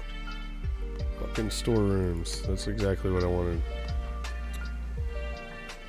Alright. We got dirt roads and we got storerooms. Alright, we definitely need storage.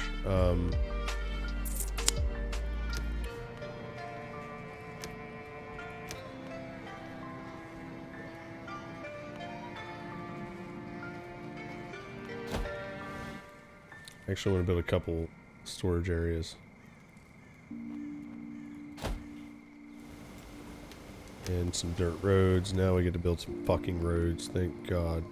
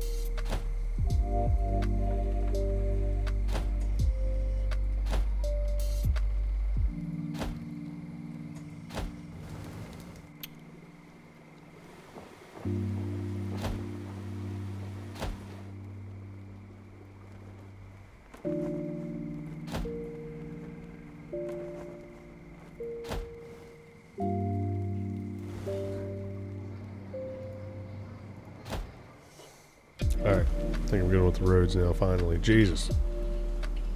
I've been waiting on that one for a minute.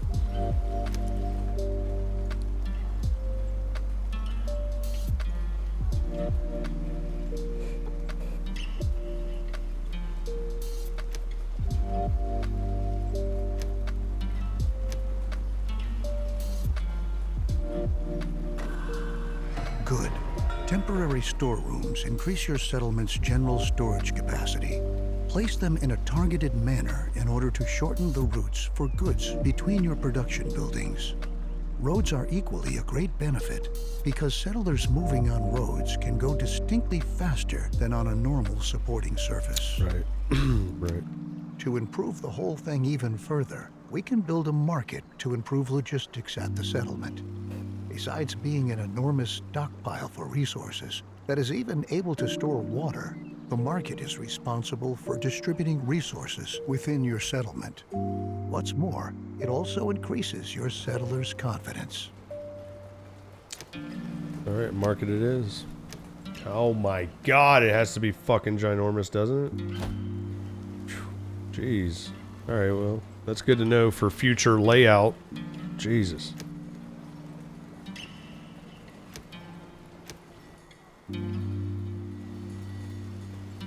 Got no rain for the next 4 seasons. Jesus.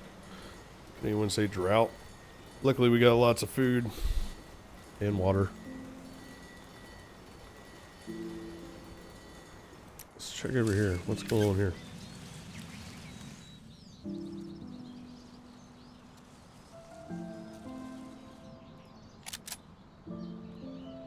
Logisticians are able to... Logisticians. It's a great way of saying slaves. No, I'm just kidding. The larger your settlement gets, the farther some settlers have to travel to get to all of the food you produce. Right. To make life a little easier for them, you can build a food station. Logisticians who work at the food station will collect food from your storage buildings and production facilities and bring it to the food station. Good to know. I don't think we need that right now, but it's going to make me make it. Okay.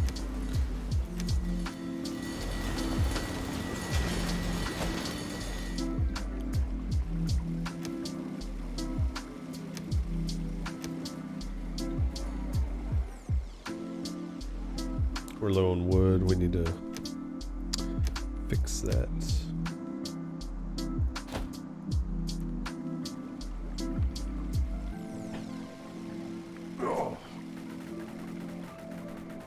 With the new food station, your settlers are now able to supply themselves with food directly on site. If your settlement is supposed to grow even further, you can think about whether you want to provide additional food stations. Distributing food at your settlement is going to prove to be extremely practical. However, your settlers not only need food to survive, they need water too. Right. To be able to distribute water in a targeted manner, you can build a water point. Okay.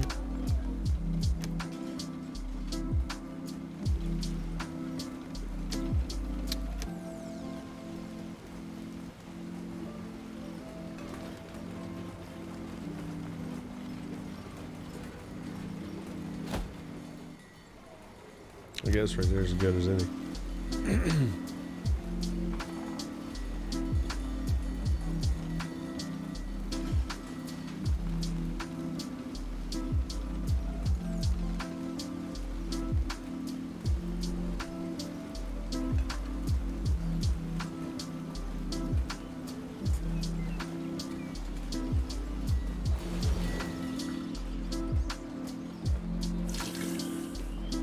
Now that your settlers also have a water point available, they can supply themselves with water and food. Similar to how it's done at the food stations, this enables you to precisely control at which places your settlers are able to attend to their needs. Since we have our logistics under control, now we can concern ourselves with the weather and its challenges.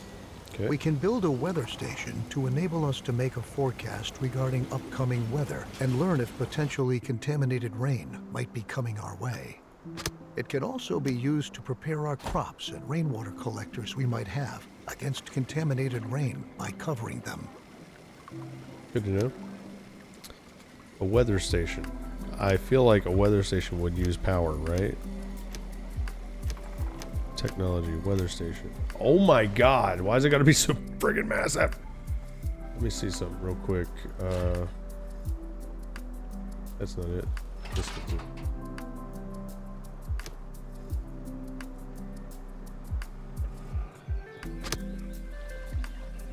She can get them to focus on a particular fucking thing. Alright, I feel like the weather station doesn't need to be like really close to everything, so we can put it over there. Electricity, wind turbines, power cables, solar collector, batteries, okay. That's something I want to learn about, like, because that's something obviously in Banished you never did get, is any kind of like power system. So like, what I'm gathering on this game right now is it's a lot like Banished mixed with Factorio. Factorio, you know, it was on another planet, but it's still like the scrap building style, if you will.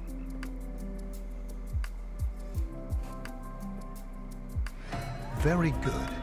Now that we know what sort of weather awaits us and how we can protect ourselves against contaminated rain by covering our crops and rainwater collectors, we ought to attend to collecting the rain we want.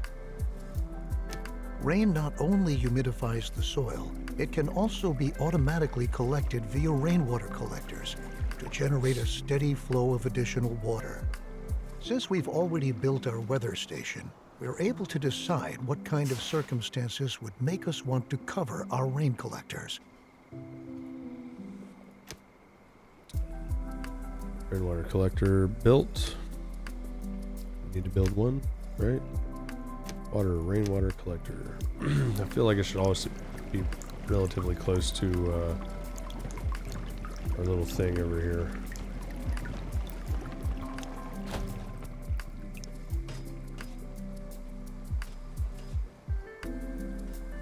Speed it up.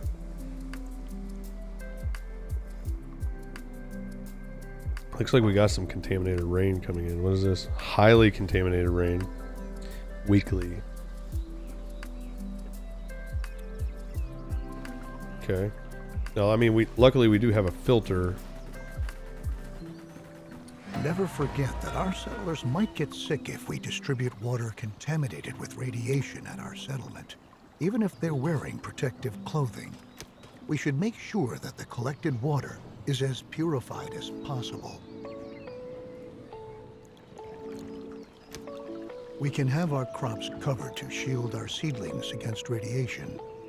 But once they've been covered, naturally they won't be irrigated with rain anymore. To rectify this problem, we can build an irrigation plant that is able to artificially regulate soil humidification. Place this building with care, because it is only going to irrigate the soil within its impact radius. Gotcha. There we go. Okay, let me click this.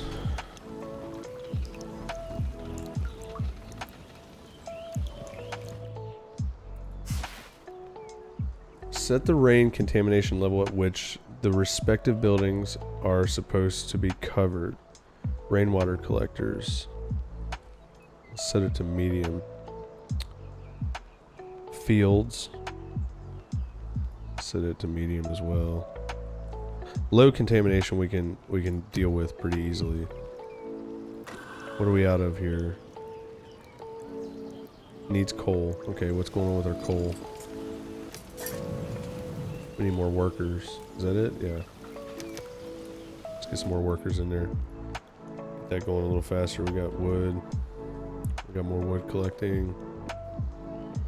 What are we lacking here? Needs water. Okay.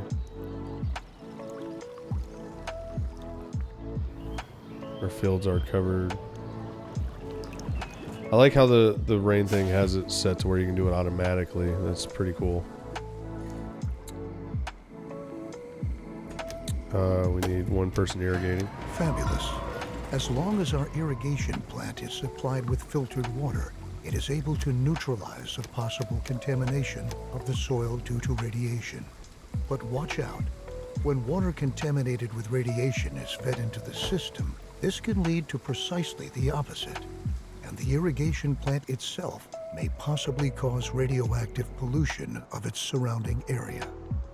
Gotcha. Good to know.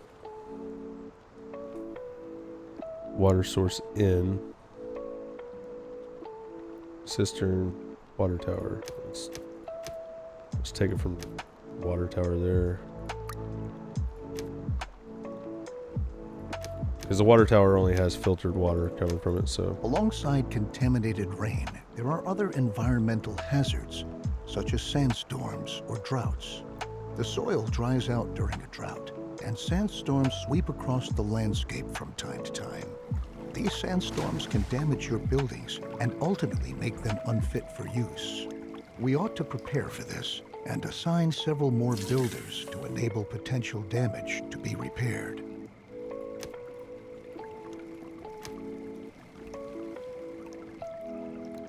Okay. Assign settlers, builders. 6. You can decide which type of task your builders ought to give priority to at our town center. You can instruct them to merely repair buildings, to erect new buildings, or to do both at the same time. This enables you to react quickly in crisis situations. For instance, in the event of a sandstorm, you can quickly attend to having damaged buildings repaired.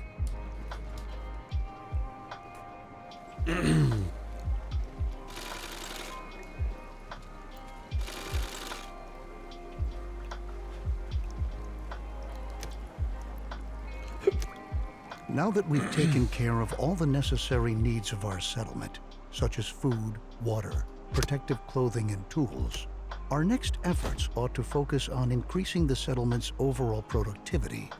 A research station allows us to develop different technologies.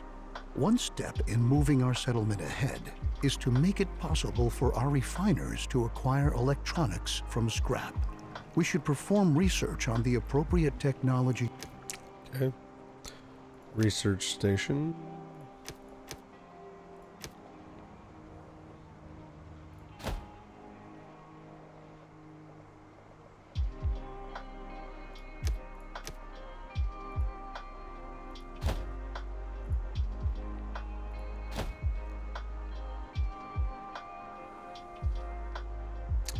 And we're in a drought.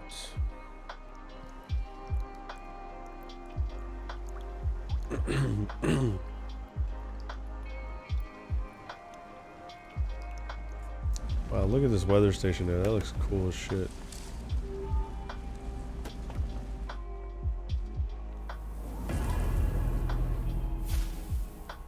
Sandstorm coming. I'm kind of anxious about this. I want to see this. Alright, so there's a red line literally. Oh my god. Wow. That's cool as fuck. Now that looks insane. It's about to fuck us up too.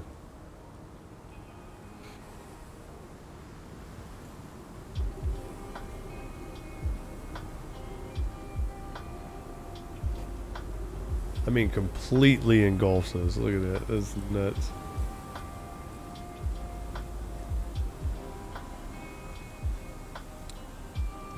Wow. Wonder what it's done. And look how long it lingers too. Wow. I've actually lost our city. There it is. It's right here. Our settlement. So it's shown in the minimap as a red line. You see it literally going across. Looks like we did lose some people during that. Yeah, that's unfortunate.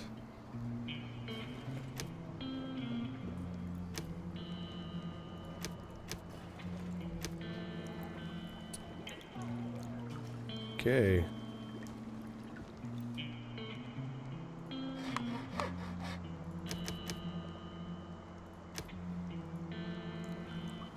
It's a big rip.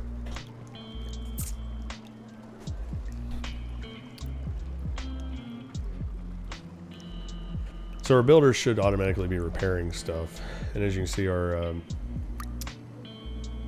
irrigation is working well. It's like the only green area left. Everything else has died. It's kind of looking like Utah right now. If you guys haven't heard, they're experiencing water shortages quite often. Or, you know, our very own co-host and dear friend, Grandmaster Opal, is where she resides.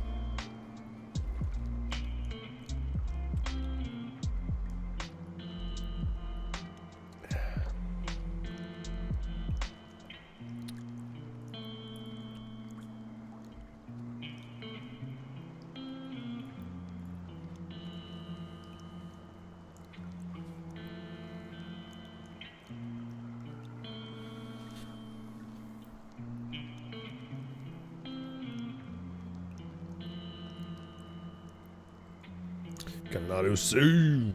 I like how it does warn you like that.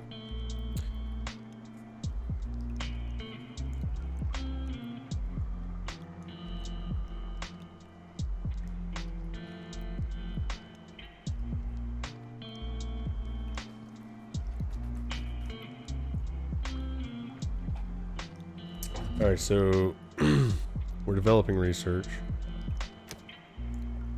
Research electronics. How do I research? The recycler's built 4 out of what? Okay, we need another recycler. See that now.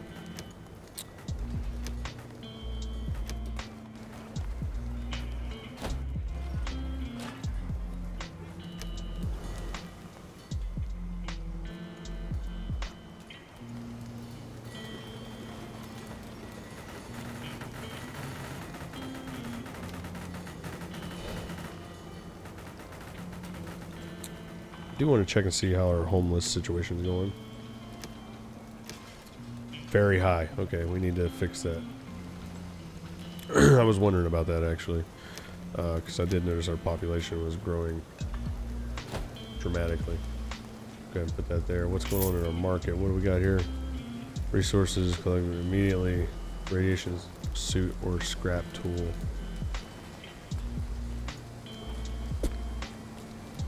I think we're alright there.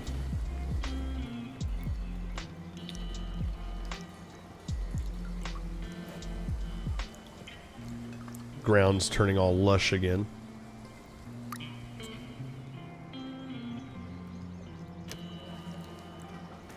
Still got ass tons of food and water. That has not been an issue. We need to set this. Okay, I've got a recycler, but I can't set it to electronics as of yet. Why? Do I need to...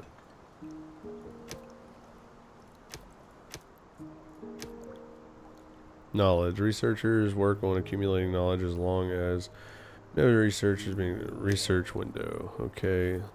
Loitering ban. What were we supposed to do again? What were we researching? Electronics. That's it. Electronics. Research cost. Yes. Alright. So I think we're good there. It's going to do its thing now. It's going to take 150 wood and 150 scrap. Alright, so we need to start gathering some wood, which this thing's not doing anything right now. Let's switch it up over to here. And I'm actually going to cut down all these trees and harvest that as wood.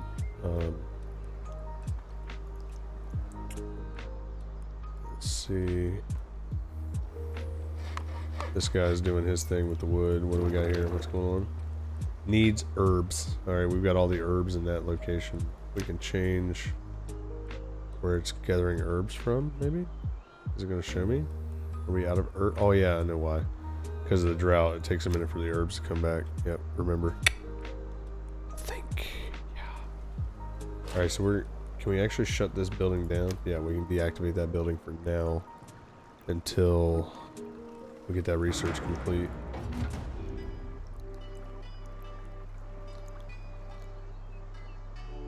Alright, there we go. We got the materials coming down now. Filling it up.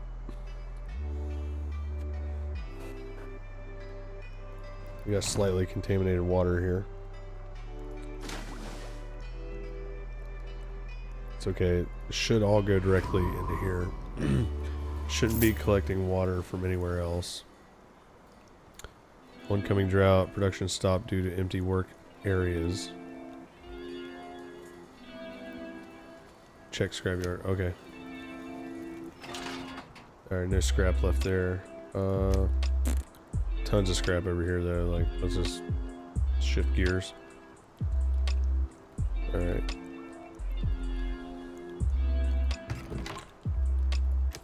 We shouldn't have any homeless right now.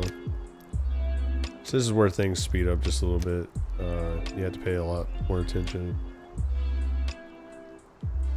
I really feel like we're getting close to electricity too, which is going to be cool because that's going to give us like a whole different level compared to previous games like Banished.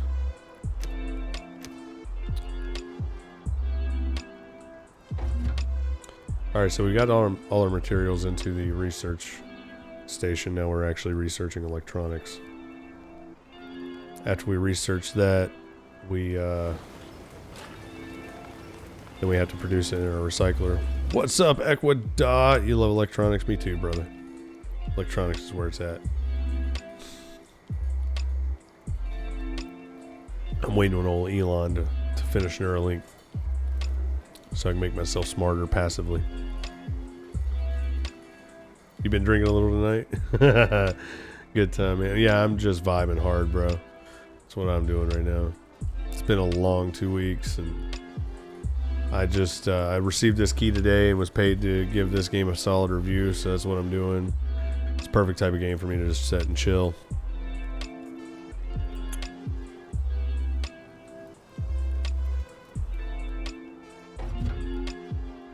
Almost done with this research.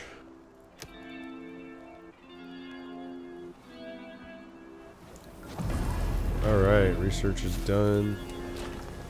So now we can set that to electronics and hire someone to work there. Very good.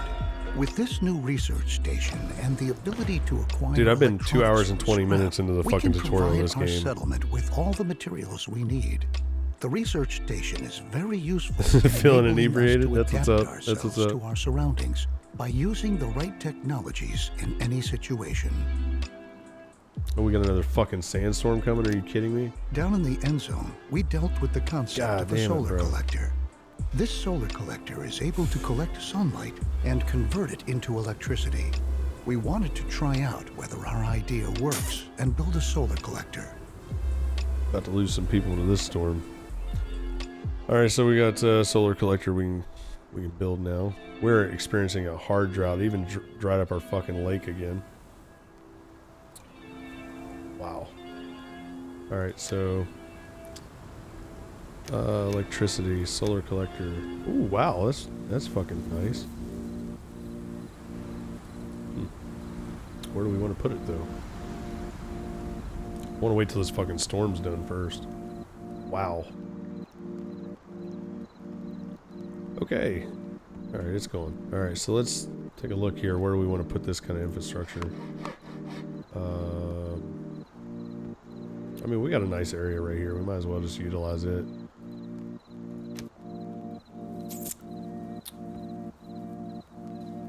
Yeah, we can nest it up next to the water here. I want to keep it away from the water.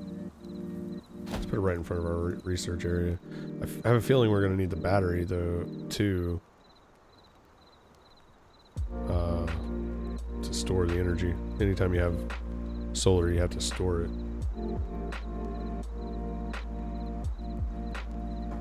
Let's check on radiation in the area too. Oh, we got radiation creeping in hot and heavy right now. Wow. I haven't looked at this in a minute, and it's really creeping in.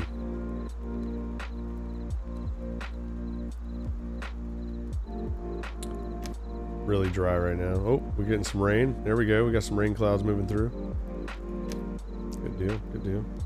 It's always a plus. Got electric poles. The solar collector produces energy by capturing sunlight and feeding this energy into a grid. The solar collector also gives us all the relevant information we need to keep an eye on our settlement's power consumption. Okay. Each of your buildings automatically hook up to this power grid when you set up an electric power pole within the building's range. Okay. Buildings supplied with electricity work distinctly, more effectively, and produce faster as a result. Good deal. What's more, housing supplied with electricity increases the confidence of the settlers who use it. Good to know. Okay. Alright, so now we need connect to power grid, 5 buildings. Power pole 3. Alright.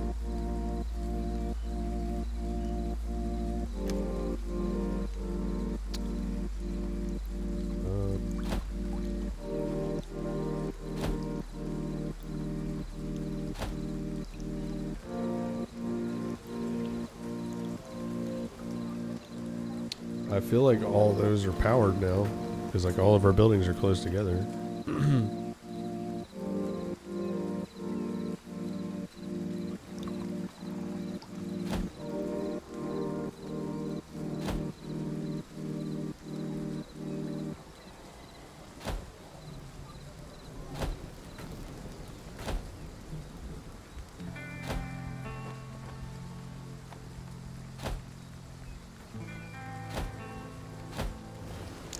I'll just leave it at that. I feel like that's a lot, actually. Probably a little too much.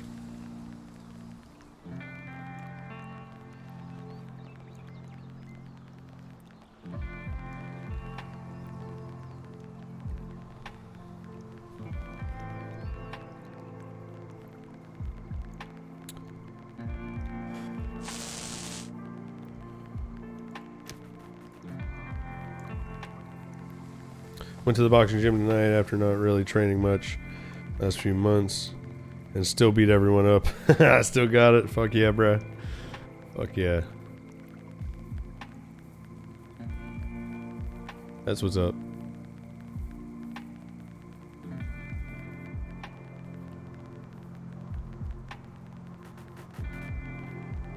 Dude, I've been seeing some epic shit on TikTok. Some epic knockouts. I started following his channel as like UFC knockouts and shit. And been seeing some epic fucking knockouts, bro.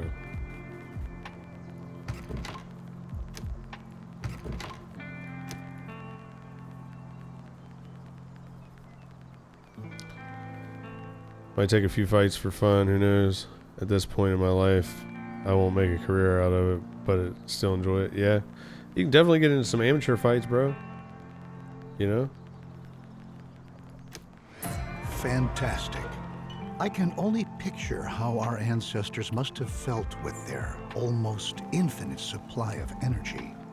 However, you ought to constantly keep an eye on your power consumption to avoid outages. Okay, so this sucks. It won't go from building to building. Logically, the solar collector is only able to produce energy during the daytime. It would be beneficial if we could also make electricity available at night so that our settlement remains effective. That would make it a lot easier. It's clear that we currently work slower at night.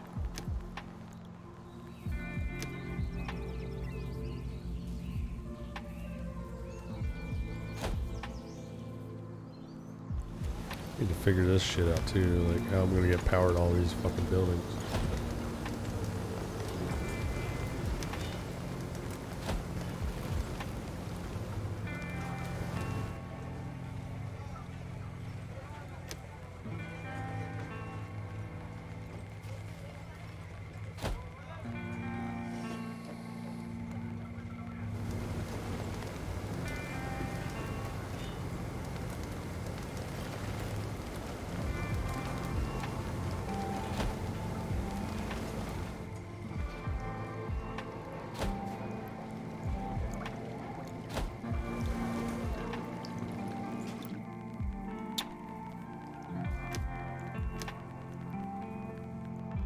Oh, we got lots of radiation coming through. Oh, wow. Yeah. Heavy radiation. Keep as much in-house as possible. Oh, wait. I missed something. I figured out the perfect setup to run the stream cams and the music all from ringside for the next event. So I don't have to pay anyone to run cams or DJ. Yeah. Yeah, I'm all about that too, man. Like the big thing for me is trusting somebody with that production. You know, I don't. This is my problem because I have a certain vision and I can never convey that to someone else or expect them to really That looks good. take Some that vision buildings on are now themselves. connected You know? to the power grid. Although a well-structured settlement that's hooked up to the power grid consumes a certain amount of resources, it is enormously effective.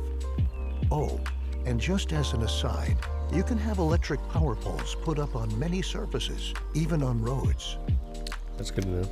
With the settlement producing on a stable scale, we can now focus on exploring our surroundings. Here we go. Though we heard a bunch of stories in the Endzone, now we can explore the ruins our ancestors left behind firsthand. And expeditions. This is where we're getting into the DLC. The reason they've paid me to review this shit.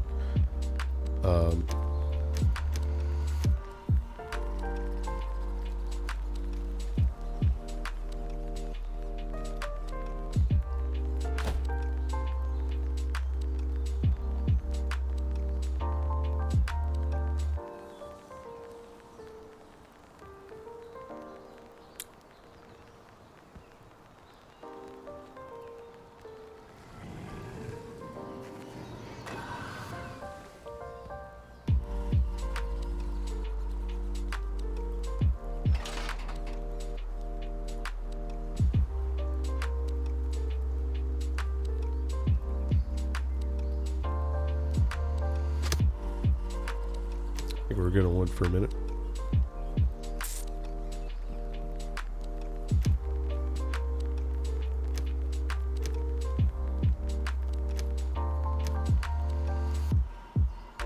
Why is the health down in these buildings?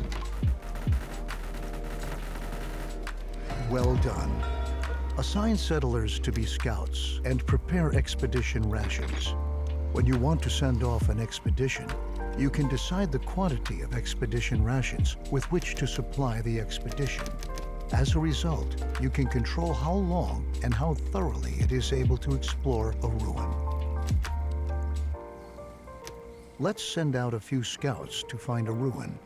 The scout will visit the ruin you have designated and explore it. As a result, the scout will supply us with important information about the site that we should pay attention to when we start an expedition. Okay. Oh wow, okay.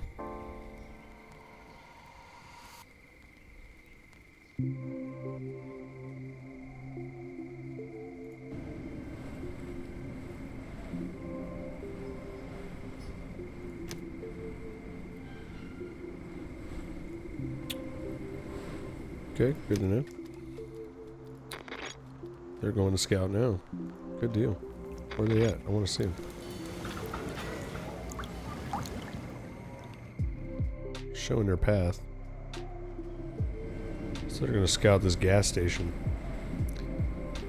Looks like we got 400 scrap in there. We might find some other shit. We got another place we can scout here. And another place all right in this same area. It's pretty cool. So from what I understand, you can find different types of technology and stuff. Welcome back, Steel Toe. Saw you got the game. Like I said, man, it's a great deal right now. You can get it for $9. And it seems like every month they've been updating this game.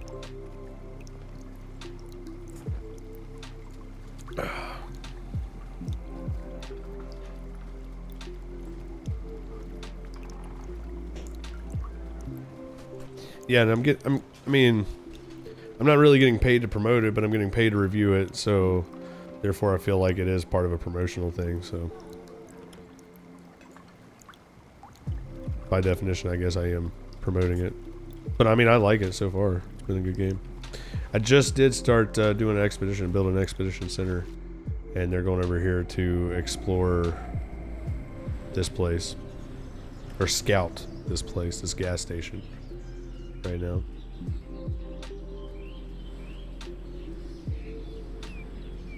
Our scout has returned and brought along a variety of useful information.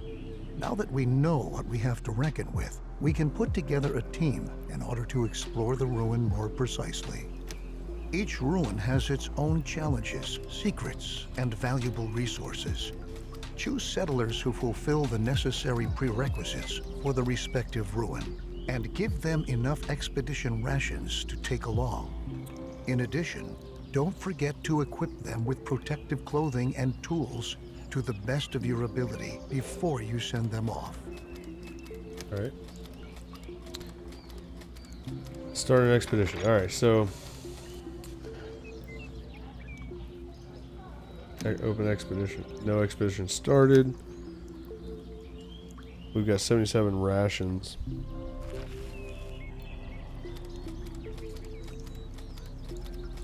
Yeah, they are. Let's configure the expedition. Here we go. We get into the nitty gritty of things. This is all right. So tools. We'll put in some metal tools. We got 71 of those in stock. Protective clothing. Go ahead and give them active carbon masks. We got plenty of them. We should have. Auxiliary aids. We don't really have any. Okay, let's just what do we got here? Settler. I don't. Oh, herder. Yeah, I don't want to take any of our people that are actively like doing something right now. That's a builder. Settler. Okay, there we go. Take a settler. Another settler. Yeah, I only want to take settlers right now.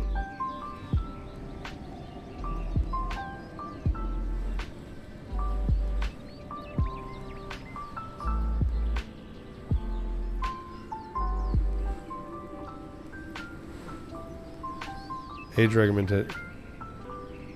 Oh, I only need to send one person. Okay. I see what that means now.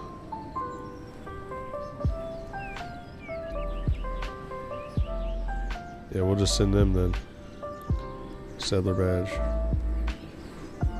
They don't have a settler badge. Alright, so we have to send someone with a settler badge. What do we got here? We got a builder, forester. We'll send the builder. We can spare that.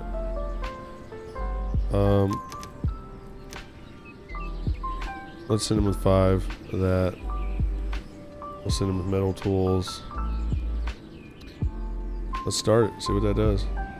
Alright. Now that you've commissioned the expedition, it's now in preparation stage. Expedition rations and other necessary resources are being amassed. Afterwards, the settlers you selected will relinquish their old tasks, assemble, equip themselves, and subsequently set off together on their way. Good news. Your expedition has finally reached its destination. Now it's all up to you. Contact them and listen to what they have to say to you. Your expedition has arrived at the destination. Lead the expedition. How do I do that? How do I? Okay, I get that, but how do I? It's not telling me. I know they're over here.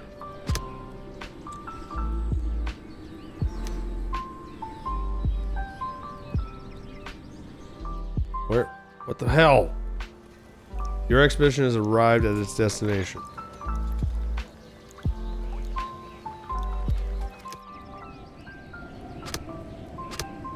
Open expedition window.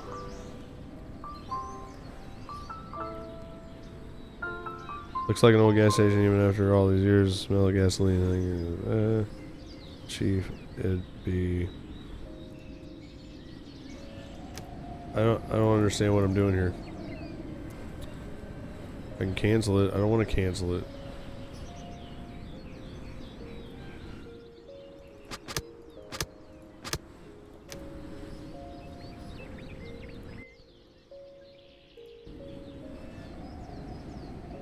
Seasons. It's going to take that many seasons. Expedition progress. Okay. Good news. Your expedition has finally reached its destination. Now it's all up to you. Contact them and listen to what they have to say to you. Make wise decisions and guide the settlers through the ruin with meticulous care.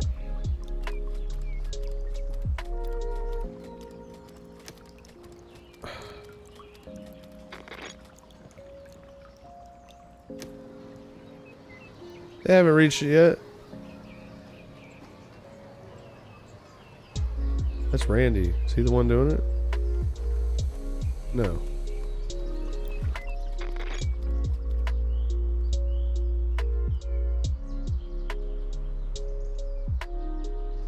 I did not mean to do that. Fuck.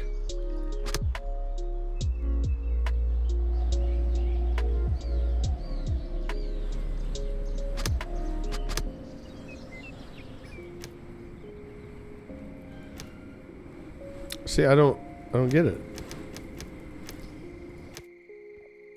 No. I can cancel it and ship it. I don't want to cancel it. Like, all right. Let's go here. Expeditions.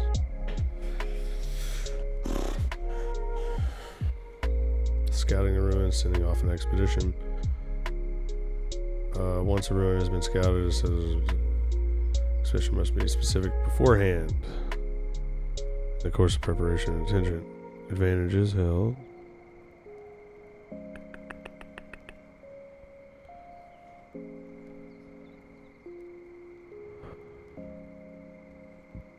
Okay, good to know. I don't understand what I'm missing here.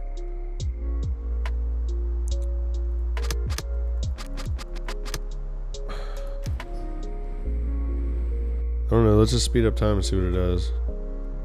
Let's get through a season and see if that makes a difference.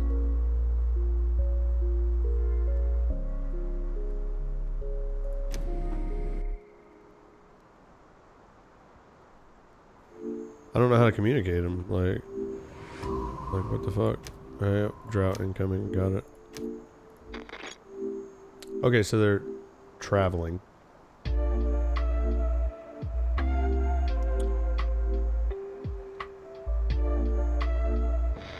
Alright. Expedition waiting on instructions. Okay. Okay, we're there. The scout was right. Near the gas pumps, it still really reeks of gasoline. Maybe some valve sprung a leak and the vapors from the underground fuel tank are rising. We'd be better off not to light up a campfire here. Yeah, agreed.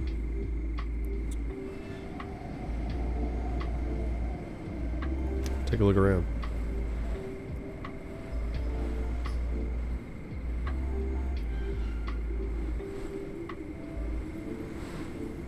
Okay. Better take a closer look at the old gas pumps. Maybe something can still be recycled.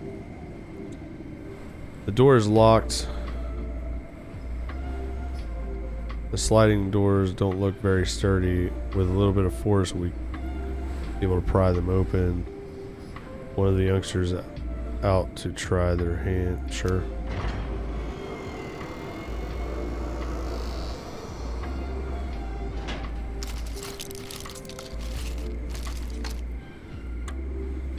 Good to know, good to know. Okay, so that was at the car wash.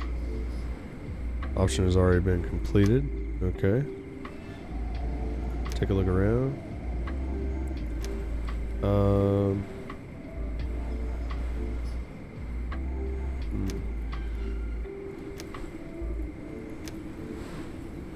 Repair workshop. Let's go check out the repair workshop. Good deal. Awesome. I don't know how much they can carry. Alright, let's go take a look at the gas pumps. This is the part that's could be potentially dangerous. Alright, loot and return. Alright, so plastic. We want as much plastic as we can get. Metal, we want that. Electronics, we want that. Take those two. Metal tools, absolutely. I mean, at this point we can just take everything we can, right? I don't think we necessarily need scrap. I'd rather take scrap tool. Alright, loot and return, Bray. time to head home. Safe trip home, brother. Well done. Now that's cool. Your decisions I like that. during an expedition That's something are completely new to this decisive type for of its game. success. Try to be as well prepared as possible and make wise decisions because the consequences could be fatal. Now let's loot this place and get out of here. Good to know. Now I like you that know how you a can lot. help your settlers to manage in this environment so hostile to life. I'd like to show you how you can design your settlement in such a way so that your settlers are not only able to survive in it, they're actually glad to be here as well. Your settlers are eager to live in surroundings that please them. For instance, they'd rather not live next to a building that produces lots of noise or dirty grime. You can switch to Well, I the heat fucked up map then. of dwellings attractiveness to be able to see just how attractive the dwellings in your settlement are. In this view, Yeah, I you see figured which that much. cabins and shelters have been placed in attractive surroundings and which ones are in unattractive surroundings. Noted. If you want to make your settlers particularly happy, you should pay attention to providing them with attractive surroundings. The blue ones are attractive. The yellow ones are not. To increase the attractiveness of a residential area, you can put up some decorations Okay. to beautify your settlement. Each decoration increases the attractiveness of the area where it has been placed. Good to know. Good to know. All right. Building decorations 5. Okay. Wrong button. All right. Decorations. We got shrubs. We got torches. We got street lamps. We got scrap tote yums. Wish the world would work the same way. Right. Right. We got wind chimes. That's cool. I like wind chimes. How do you put wind chimes up? Oh, wind chimes are kind of big. Let's see. Let's put one there. One there. This will kind of reach that area. I like wind chimes. All right. Don't fucking judge me. All right. Let's see what else we can build. Torches.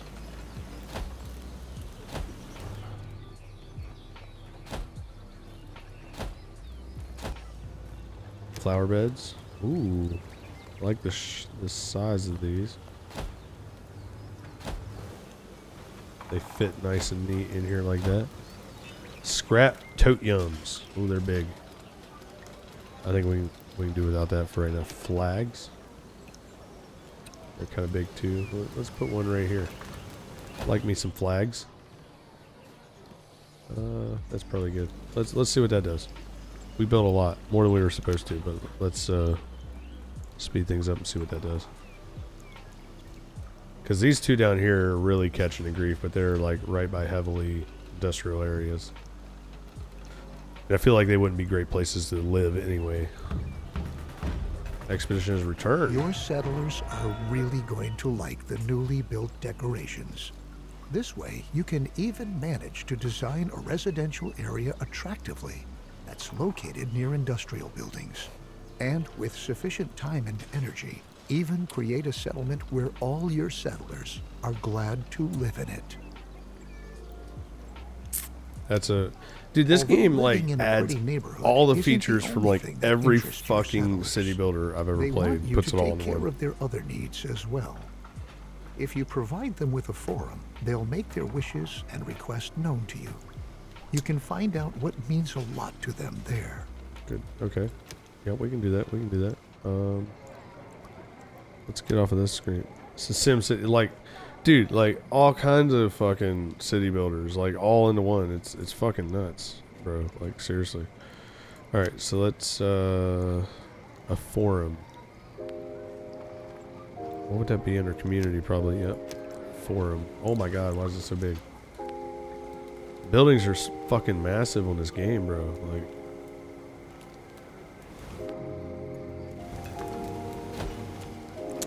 Of course, our radiation levels are... Wow, they actually went down from where they were. I was literally surrounded by radiation and covered at one point. But luckily, we're creating enough carbon masks that... And it's low to medium, so we wasn't getting sick or anything. Granted, the expeditions and such, I think. Yeah, like... I keep comparing this to Banished. And if you've ever played Banished... You know, there were expeditions added, but it was a mod. The way they do the expeditions on here are really clean. I like it a lot.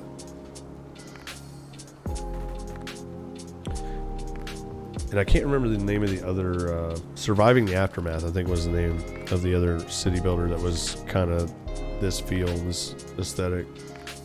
But it wasn't this good. Like, this is fucking clean. This is a good game. Excellent. Many of your settlers' requests are collected for you at the forum. You ought to check every now and then. Yeah, honey, whether slow you might jams, be just willing chilling, to hardcore agree to vibing one of tonight, those honey. wishes. You know I've been pretty tired. It's been a rough couple weeks.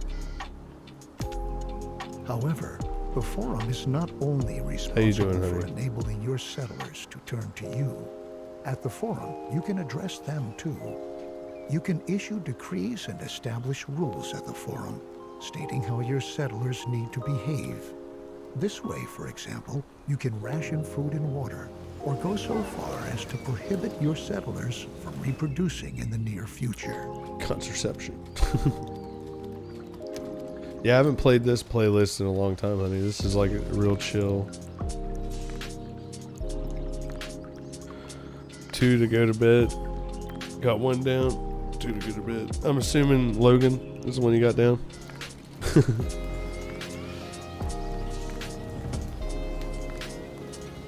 Activate birth control. Oh wow, okay. Birth control. Do it. It's decreed for 3 seasons. Many of the decrees are No babies for 3 extremely seasons. helpful toward enabling the survival of your settlement. Though you should watch out that you don't demand too much of your settlers. Piss some people off. If you ask too much of them, it can lead to Naked in a discontentment pool, worry spreading about. throughout your settlement. That's why you always ought to use caution in deciding which decrees you want to impose.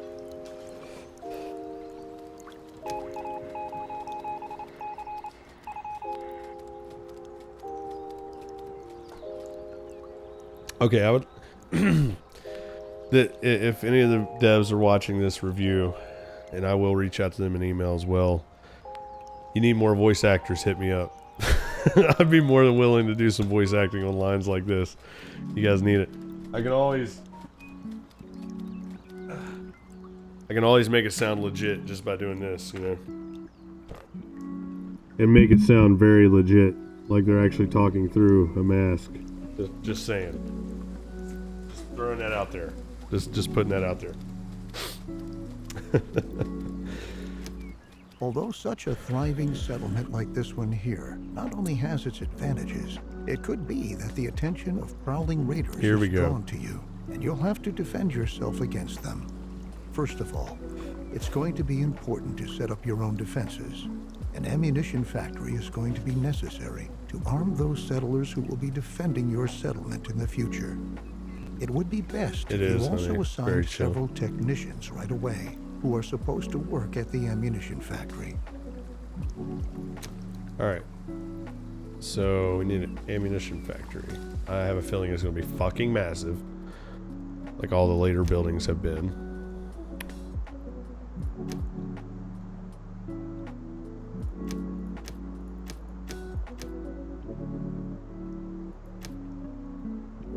Molly's in the hammock. Where the fuck is the ammunition factory? Defense. Yeah, okay, that makes sense. Oh, it's not. It's actually small. That's perfect. And I want it close to our storage places, so probably right about here, because it's right beside one of our storage units. All right, and then we need assign professional technicians. I think we've got them. We just need to build it out.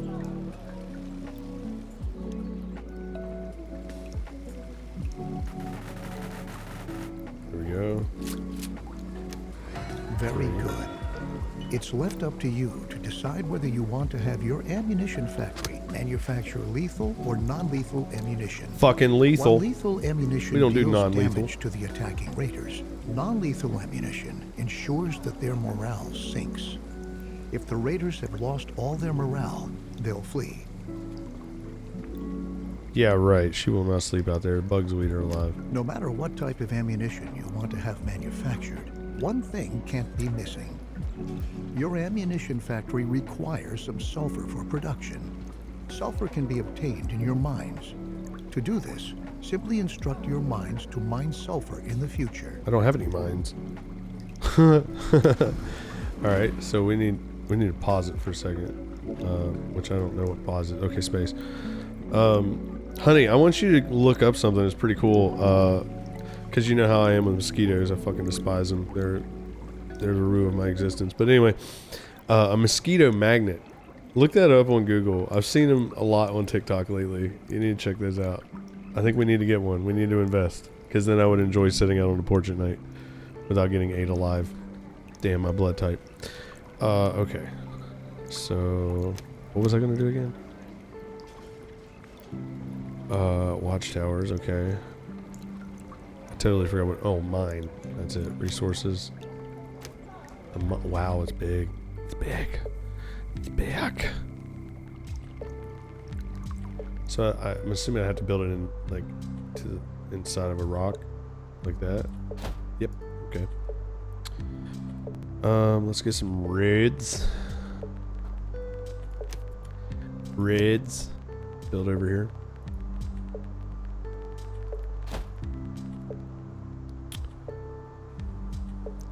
Electric torches outside to keep them. Dude, I've tried that. Like, we had multiple electric things and multiple cameras. And, or not cameras, candles, and like they still just fucking eat me up, man. It's my blood type. It's really attractive to them. Plus, I'm a heavy smoker, so I put off a lot of CO2.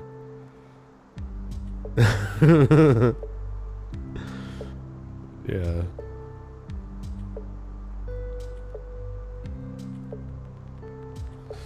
Yeah, like, there's only one blood type that's more attractive to a mosquito than what mine is, and that's type O. I'm type A positive, and like, I can sit out on the porch with my wife and kids, and I'm the only one that gets ate up. Like, they're attracted to me, not them.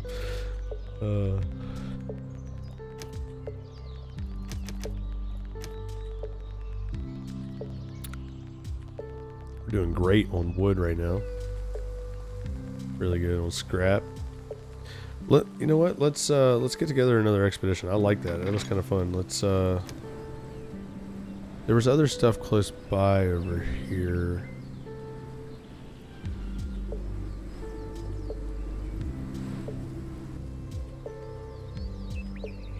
Send out a scout there. Yeah. All right. Joaquin is going over there. Hello, everyone. Hello. Hello. Hello, Governor. Hello. What's up, wrong guy? Hello. Yellow. No. This is weird. Actually, no, I want that. To get rid of this shit. Right there, yeah. Oncoming drought. This will get ready to fucking dry up. Looks like we're good on water, though. What about power? How are we doing on power? Why do they not have power over here? I don't understand that. I'll put that in. Because you can build... I did see where it said you can build power poles on paths. So that would make sense.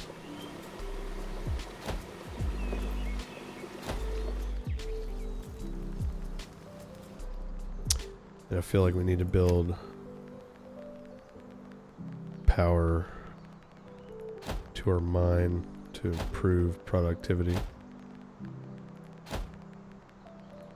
Alright, so another thing I would like to see on this particular game is a way to drag and build power lines like repeatedly instead of having to click.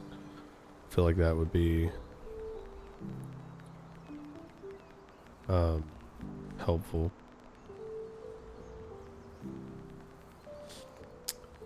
Yes, I know. It should be shipped out this week. We've had a rough couple weeks, bro. We've got to send yours out and Christina's. See, our administrator, she is on the board for the production that we just did, so she's been extremely busy. Plus, we've been, me and my business partner, we have been doing the production in general, so we have been extremely busy. So, we just have not had time, bro. Configure expedition. What's this? These resources. Resources that could be helpful in the expedition. What is that? I don't know what that is. Is that fucking medicine? Iodine tablets? We don't even have iodine tablets. I don't even know how to make iodine tablets.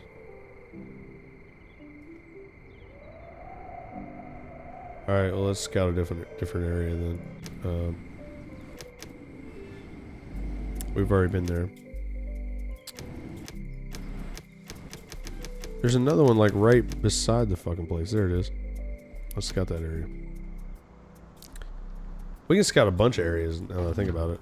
Because we have 10 fucking scouts doing absolutely nothing, so.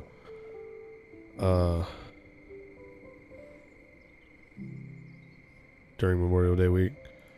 I feel that. Let's scout this one. Let's scout that one. Let's scout this way. This way. This way.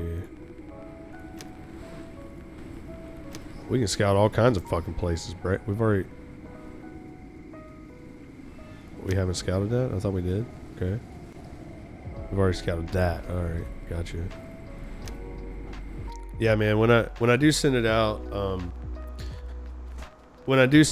I'll send out a tracking number too, so you can track it. It'll be through the U.S. Postal Service, naturally.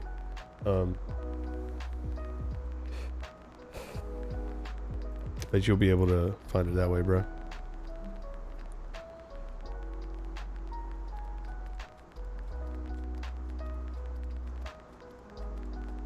Yeah.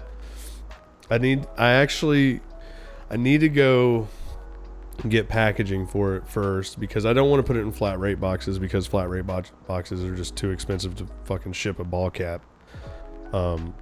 But I need to find time to like go to Walmart or Lowe's or something and get a shipping thing. Get that shipped out to you.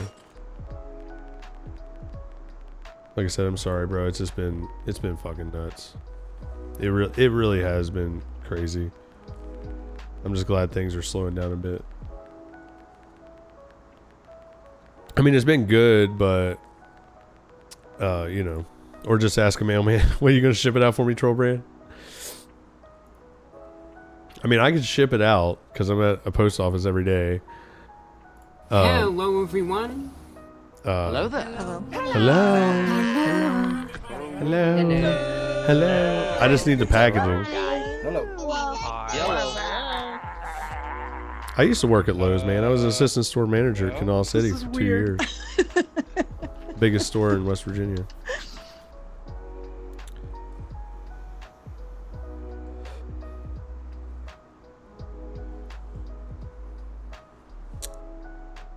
What is going on with my construction right now?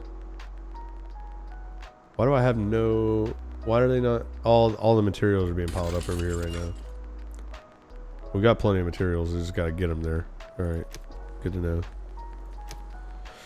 And then we got to build our power units out here. We got... What is this? Our berries are heavily irradiated.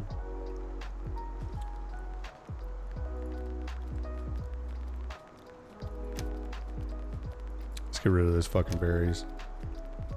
We don't want those. They're irradiated. What's going on over here? Are we out of water? No, we need more logistics workers. Yeah, it's a good song. Classic old song.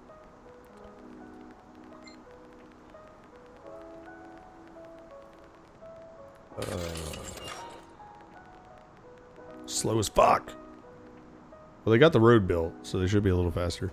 All right, so we're in a drought. We do have expeditions available, though. Okay. We still got a lot of people out right now, though. I'm just going to let that go. I'm going to speed things up. I actually want to remove this decree. Can I remove that? I want people to have babies again. No. They won't let me. What else can I decree? Search for survivors? No. Water rationing? No. Food? We're good on everything. We don't really need any of that. But I do wonder, like, what ones are motivation? Okay. Diligence, immunity, knowledge transfer, loitering. We've already activated the birth control. No babies right now. A lot of micromanagement going on. Banish the children. Yeah. Yeah, no. The children are our future. We can't banish them yet. Fuck you, Sandstorm. Jesus. Look at that shit, bro. Wow. Where'd our city go? Holy fuck.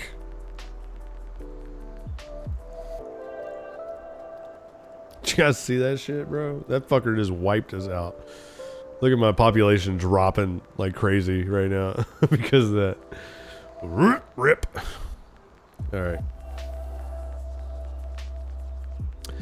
So, Trollbrain, I don't know. I can catch you up real quick. Right now we're building defenses for raiders.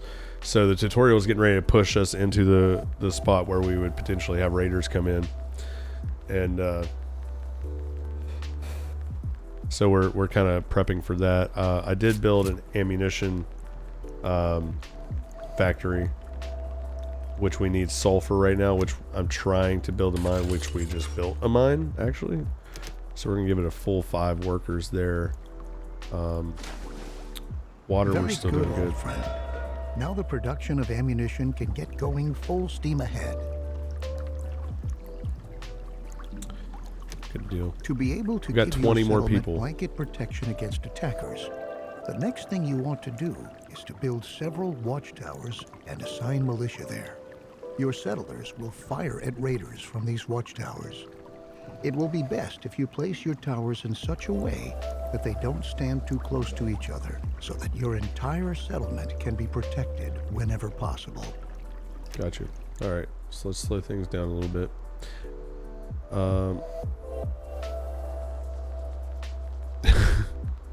That's it. That's it, honey. Gotta be the future.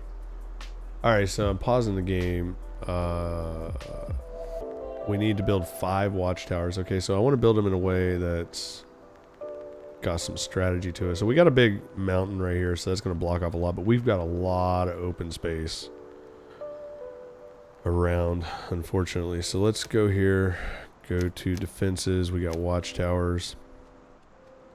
They cover a pretty large area, surprisingly. I think it's a no-brainer to have one right here because we really need to protect our power. I feel like right there's another good spot. Right here. We've got the material, so I'm just going to build these out. Because I know they're going to... We want to overlap maybe just a little bit there.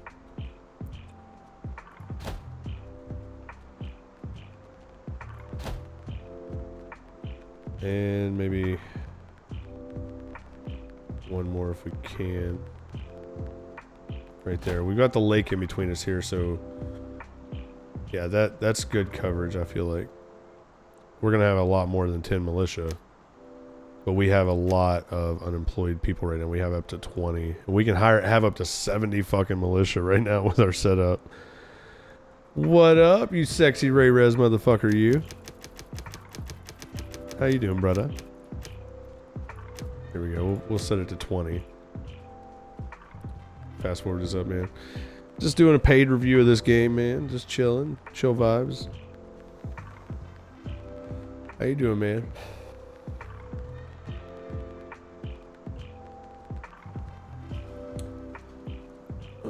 we're losing population. Hello, everyone. Hello. Hello there. Hello. Got a lot of homeless. What's up, guys? Hello.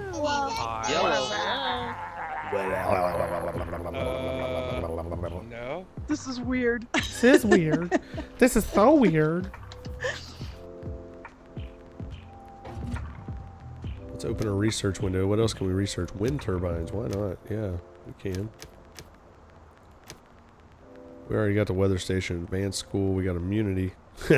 Vaccinations. Don't even get me started on that. Got piping systems. Siren tower. Barricade.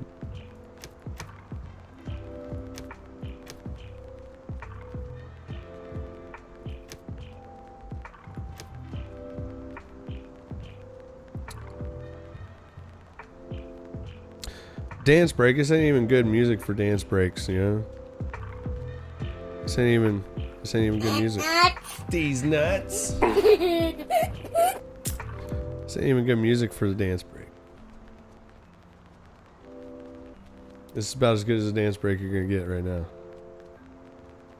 This is it. This is it.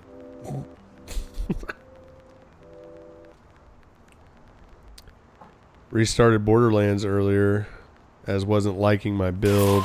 Will you let go of that stupid pizza already? I can't. It's for the customer. This is a long one, guys. Get ready for it. I do. Well, I don't. Squidward. Yellows and look like SpongeBob. You still rock bottom at the bus stop, bitch. I wish I knew this rap, bro. Dick in the sandy cheek, she touch her toes. Eating like the tower of pizza. Eating my crusty crab pizza. I forget, bitch, I don't need her. Someone get Patrick a t-shirt. Shout out my nigga, no t-shirt. Hey, I just pop 5 baddies, 2 hands in my kelp shit. Wash it down, no Krabby Patty. What? Who can't fuck with Squidward? I just ball like Derek Fisher. I just pulled up in the sister. Mrs. Poop just roll some switchers. Fuck Miss Puck. She a slut. I'm a fuck.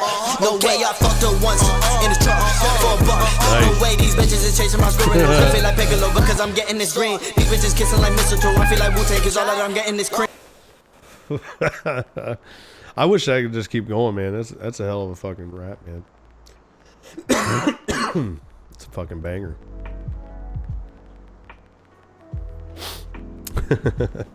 Thank you for the biddies, brother. Oh, we got our first watchtower in here. Dude, I love the fucking designs and stuff. I feel like it's a really big mix of architecture. Like, this kind of looks Asian architecture, Asian mixed with a little bit European, but like, it's all really cool. And I like how it's all lit up now because we do have power running to just about everything, even though we're really short on power. So we do need another battery system.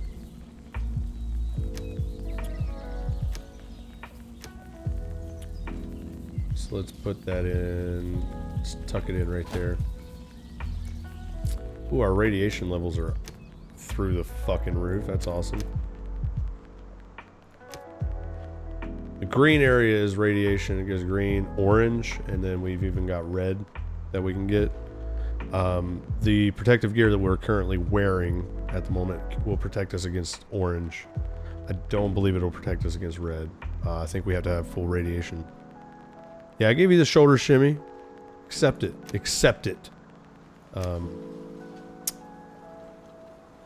Yeah. We need more decorations. Let's see. What kind of decorations we want to put in here? We got wind chimes. We got scrap tote yums. Let's put a scrap tote yum over here. Yeah. Let's put one over here. Scrap tote yums. Flags. Let's put some more flags up. I like flags.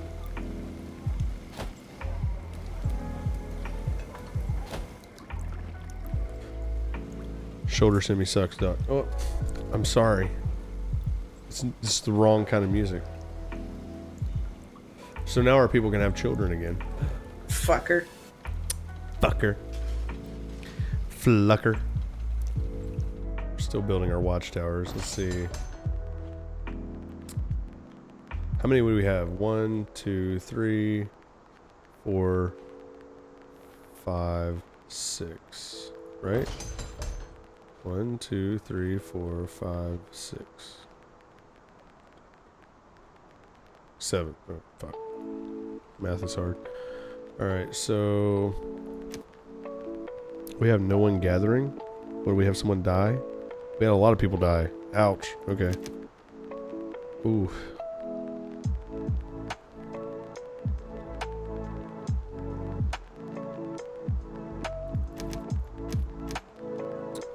Alright, let's go here. Put this down to 2. We'll put each one of them at 2 when they're built.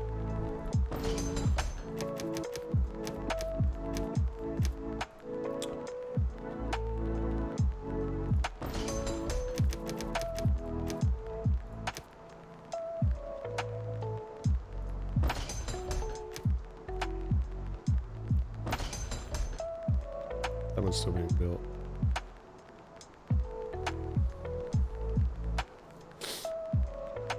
Numbers are hard.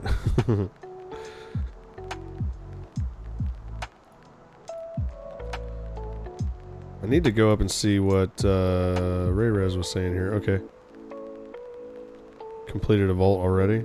Hell yeah, bro. Fucking A. We'll have to get into more of that soon.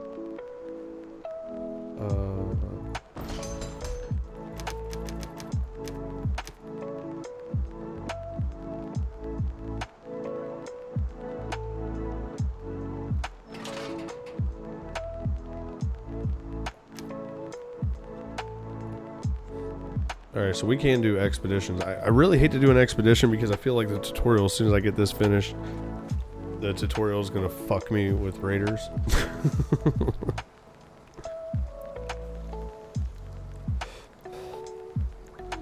Did you send me any new weapons, man? Because, like, my weapons have been sucking hardcore, bro. But I too have been thinking about creating a new character.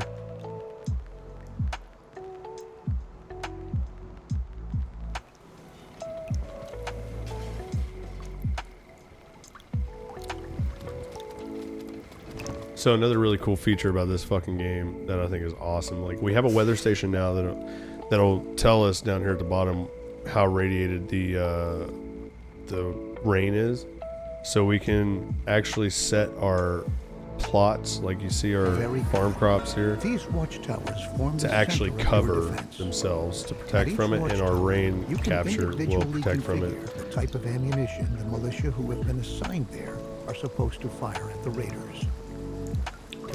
As you can see, the raider force is now on its way here. Pay attention to the direction they're coming from. Where are they coming from? You might have enough time to adapt your defense a bit. I'm going to keep my head down for the time being, until those scoundrels don't bother the settlement anymore. Where are they coming from? Good luck. It's not telling me where they're coming from. You've said my people are hopeless cases. Okay, I see where they're coming from. We were once. I took in one and all. Together we are strong. Give us what we need, then no one will get hurt. You can lick my dick. We will conform to nothing. I hope they come right here, because this one I've got beefed up right now. But what I was saying is when we have heavily irradiated rain coming in, like our water reservoir and our crops and everything automatically cover, and then all of our water that is collected is stored in our water tower, which is filtered, so everything comes in that way.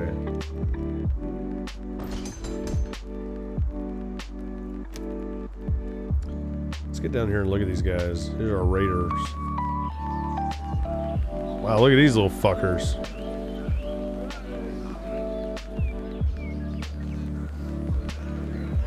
There's actually a lot of... oh, fuck, here's a helicopter. There's actually a lot of these bastards. Their morale's high. Force strength's high. Looted resources. Okay, so that it keeps track of, like, what they loot from us. They've got a little ring of effect there. Okay.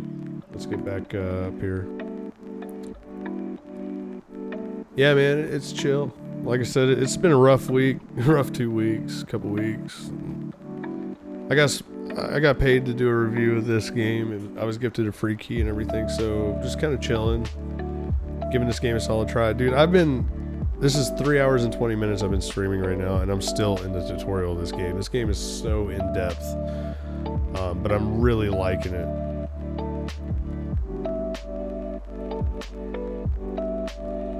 Set each item one by one. Names start with people in line, then it's in alphabetical order, so T is so far down. Should have stuck with Bedraggle. We've been hearing that a lot lately. Mr. Postman. I mean, I shouldn't have said that.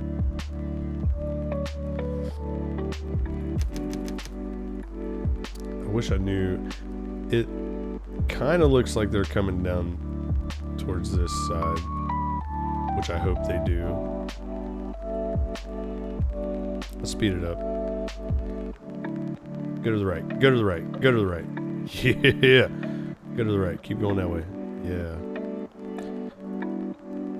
Yeah, it looks like we're going to come to our heavily fortified tower, which we... Well, what can we do here? We can redirect all this.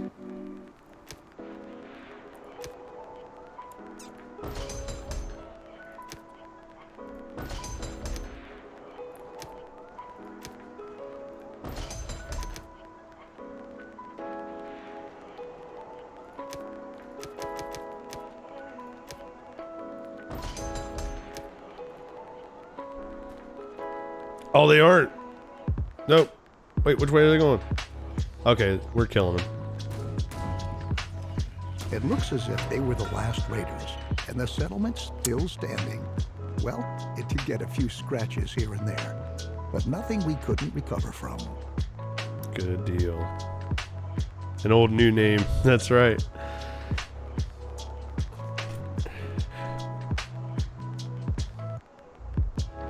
Yeah, that's right. We'll rise again, over and over again, and that's a promise. We lost 21 bullets, that was it. However, in many cases, the raiders won't be paying you a visit just like that, without any advance warning and a reason. Most of the time, they'll demand tribute from you beforehand. If you can pay this tribute, they'll leave you in peace. That is, at least for a certain period of time.